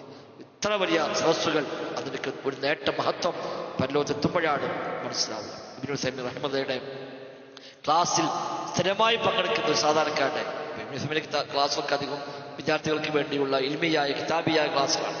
അത് സ്ഥിരമായി ഒരാൾ സാധാരണക്കാരൻ പങ്കെടുക്കും. അപ്പൊ ഇബ്നു തൈമിയ്യ റഹ്മത്തുള്ളാഹി ചോദിക്കുന്നുണ്ട്, ഈ ക്ലാസ്സൊക്കെ നിങ്ങൾക്ക് മനസ്സിലാകുന്നുണ്ടോ? അതേപോലെ ഇല്ല, എനിക്ക് മനസ്സിലാകുന്നില്ല. അത് മനസ്സിലാക്കാൻ മാത്രം ഒരു ലെവലല്ല അദ്ദേഹം. അപ്പൊ അദ്ദേഹം ചോദിച്ചു, പിന്നെ എന്ത് ഞങ്ങളെല്ലാം കൃത്യമായിട്ട് മുടങ്ങാതെ വരുന്നത്? ഒന്നും മനസ്സിലാണെങ്കിൽ പിന്നെ സ്വാഭാവികമായിട്ട് പിന്നെ വരുന്നല്ലോ. അപ്പൊ അദ്ദേഹം പറഞ്ഞു, ഞാൻ നിങ്ങൾ ഇത് കേട്ട ഒരു ഹദീസ്, അതാണ് എനിക്കുള്ള പ്രചോദനം. എന്താ ഹദീസ്? അള്ളാഹുവിന് ചില മലക്കുകളുണ്ട്. ആ മലക്കുകളുടെ ഡ്യൂട്ടി അള്ളാഹിനെ പറ്റി സ്മരിക്കുന്ന സദസ്സുകൾ തിരഞ്ഞെടുക്കുന്നതാണ്. അള്ളാഹിനെ പറ്റി പറയുന്ന, ദീന് പറയുന്ന സദസ്സ് എവിടെയൊക്കെ ഉണ്ടോ അവിടെ ഇങ്ങനെ പോലെ തിരഞ്ഞെടുത്ത് ഹാജരാകും. എന്നാൽ അവർ തിരിച്ചു പോയി റബ്ബിനെ മുമ്പിൽ ചെന്ന് ഇവർക്ക് വേണ്ടി സാക്ഷി പറയും. സാക്ഷി പറയുമ്പോൾ അല്ലാഹു തആല പറയും, ഞാൻ നിങ്ങളെ സാക്ഷിയാക്കി പ്രഖ്യാപിക്കുന്നു, അന്നീ ഖദ് ഗഫർതു ലഹും, അതിൽ പങ്കെടുത്ത എല്ലാവർക്കും ഞാൻ പുറത്തു കൊടുത്തിരിക്കുന്നു. അപ്പൊ മലക്കുകൾ പറയും, പഠിച്ചവനെ എല്ലാവർക്കും പുറത്തു കൊടുക്കുകയാണോ? അതിൽ ചില ആളുകളുണ്ട്, അവരൊന്നും ഇത് ഉദ്ദേശിച്ച് വന്നവരല്ല, അത്ര വലിയ ആത്മാർത്ഥമായിട്ട് വന്നവരല്ല. അവരവിടെ മറ്റൊരാവശ്യം വന്നപ്പോ അവിടെ കയറിയിരുന്ന് പോയ ആളുകളുണ്ട്. ഒരാളെ കാണാൻ വന്നു, അപ്പൊ അയാളവിടെ ക്ലാസ്സിൽ ഇരിക്കാൻ. അപ്പൊ ഞാൻ അയാളെ കാണണമെങ്കിൽ ഇത് കഴിഞ്ഞിട്ടേ പറ്റുള്ളൂ. അപ്പൊ അങ്ങനെ ഇരുന്നു. അങ്ങനെയൊക്കെയുള്ള പല നിലയ്ക്ക് അവിടെ വന്നുപെട്ട ആളുകളുടെ റബ്ബേ അവർക്കും പുറത്തു കൊടുക്കുകയാണോ? അപ്പൊ അള്ളാഹു പറയും ഹുമുൽ ഖൗമു ലാ യഷ്ഖാ ജലീസുഹും. ആ ആളുകൾ എന്നെപ്പറ്റി പറയാൻ വേണ്ടി കൂടിയ ആ ആളുകളുണ്ടല്ലോ, ലാ യഷ്ഖാ ജലീസുഹും, അവരെ കൂട്ടത്തിൽ ഇരുന്ന ഒരാളും പരാജയപ്പെടുകയില്ല. ആ കൂട്ടത്തിൽ ഇരുന്ന ഒരാളും പരാജയപ്പെടുകയില്ല. അവിടെ അവർക്കെല്ലാം പുറത്തു കൊടുക്കുന്നു. ഈ ഹദീസ് കേട്ടതാണ് എനിക്കുള്ള പ്രചോദനം എന്നാണ് ഈ മനുഷ്യൻ ഇബ്നു ഉസൈമീൻ റഹിമഹുല്ലാഹ് കേട്ട് കരയുന്നത് കാണാൻ പറ്റും ആ വീഡിയോയിൽ. നമുക്ക് അത് മതി, പറഞ്ഞില്ല, നമുക്ക് അതിൽ ആവശ്യമുള്ളൂ. നമുക്കിപ്പോ ഈ പറഞ്ഞൊന്നും മനസ്സിലായിട്ടില്ല, ഇതൊന്നും മനസ്സിലായിട്ടില്ല, ഇതൊന്നും ഓർമ്മ നിൽക്കുന്നില്ല, ഇതൊന്നും നമുക്കാണ്ട് ഉൾക്കൊള്ളാൻ കഴിഞ്ഞ ആയിക്കോട്ടെ. ഈ സദസ്സിൽ ഇരുന്ന ഒരാളും പരാജയപ്പെടുകയില്ല എന്ന ആ ഒരു പിന്നെ ഓഫർ നമുക്ക് കിട്ടിയാൽ അൽഹംദുലില്ലാ മുതലായി. നമുക്കെല്ലാം ആ മഹാഭാഗ്യം നൽകി അനുഗ്രഹിക്കുമാറാവട്ടെ. ഓരോന്നും അല്ലാഹു തആല പരിപൂർണമായ പ്രതിഫലം നൽകി അനുഗ്രഹിക്കുമാറാവട്ടെ.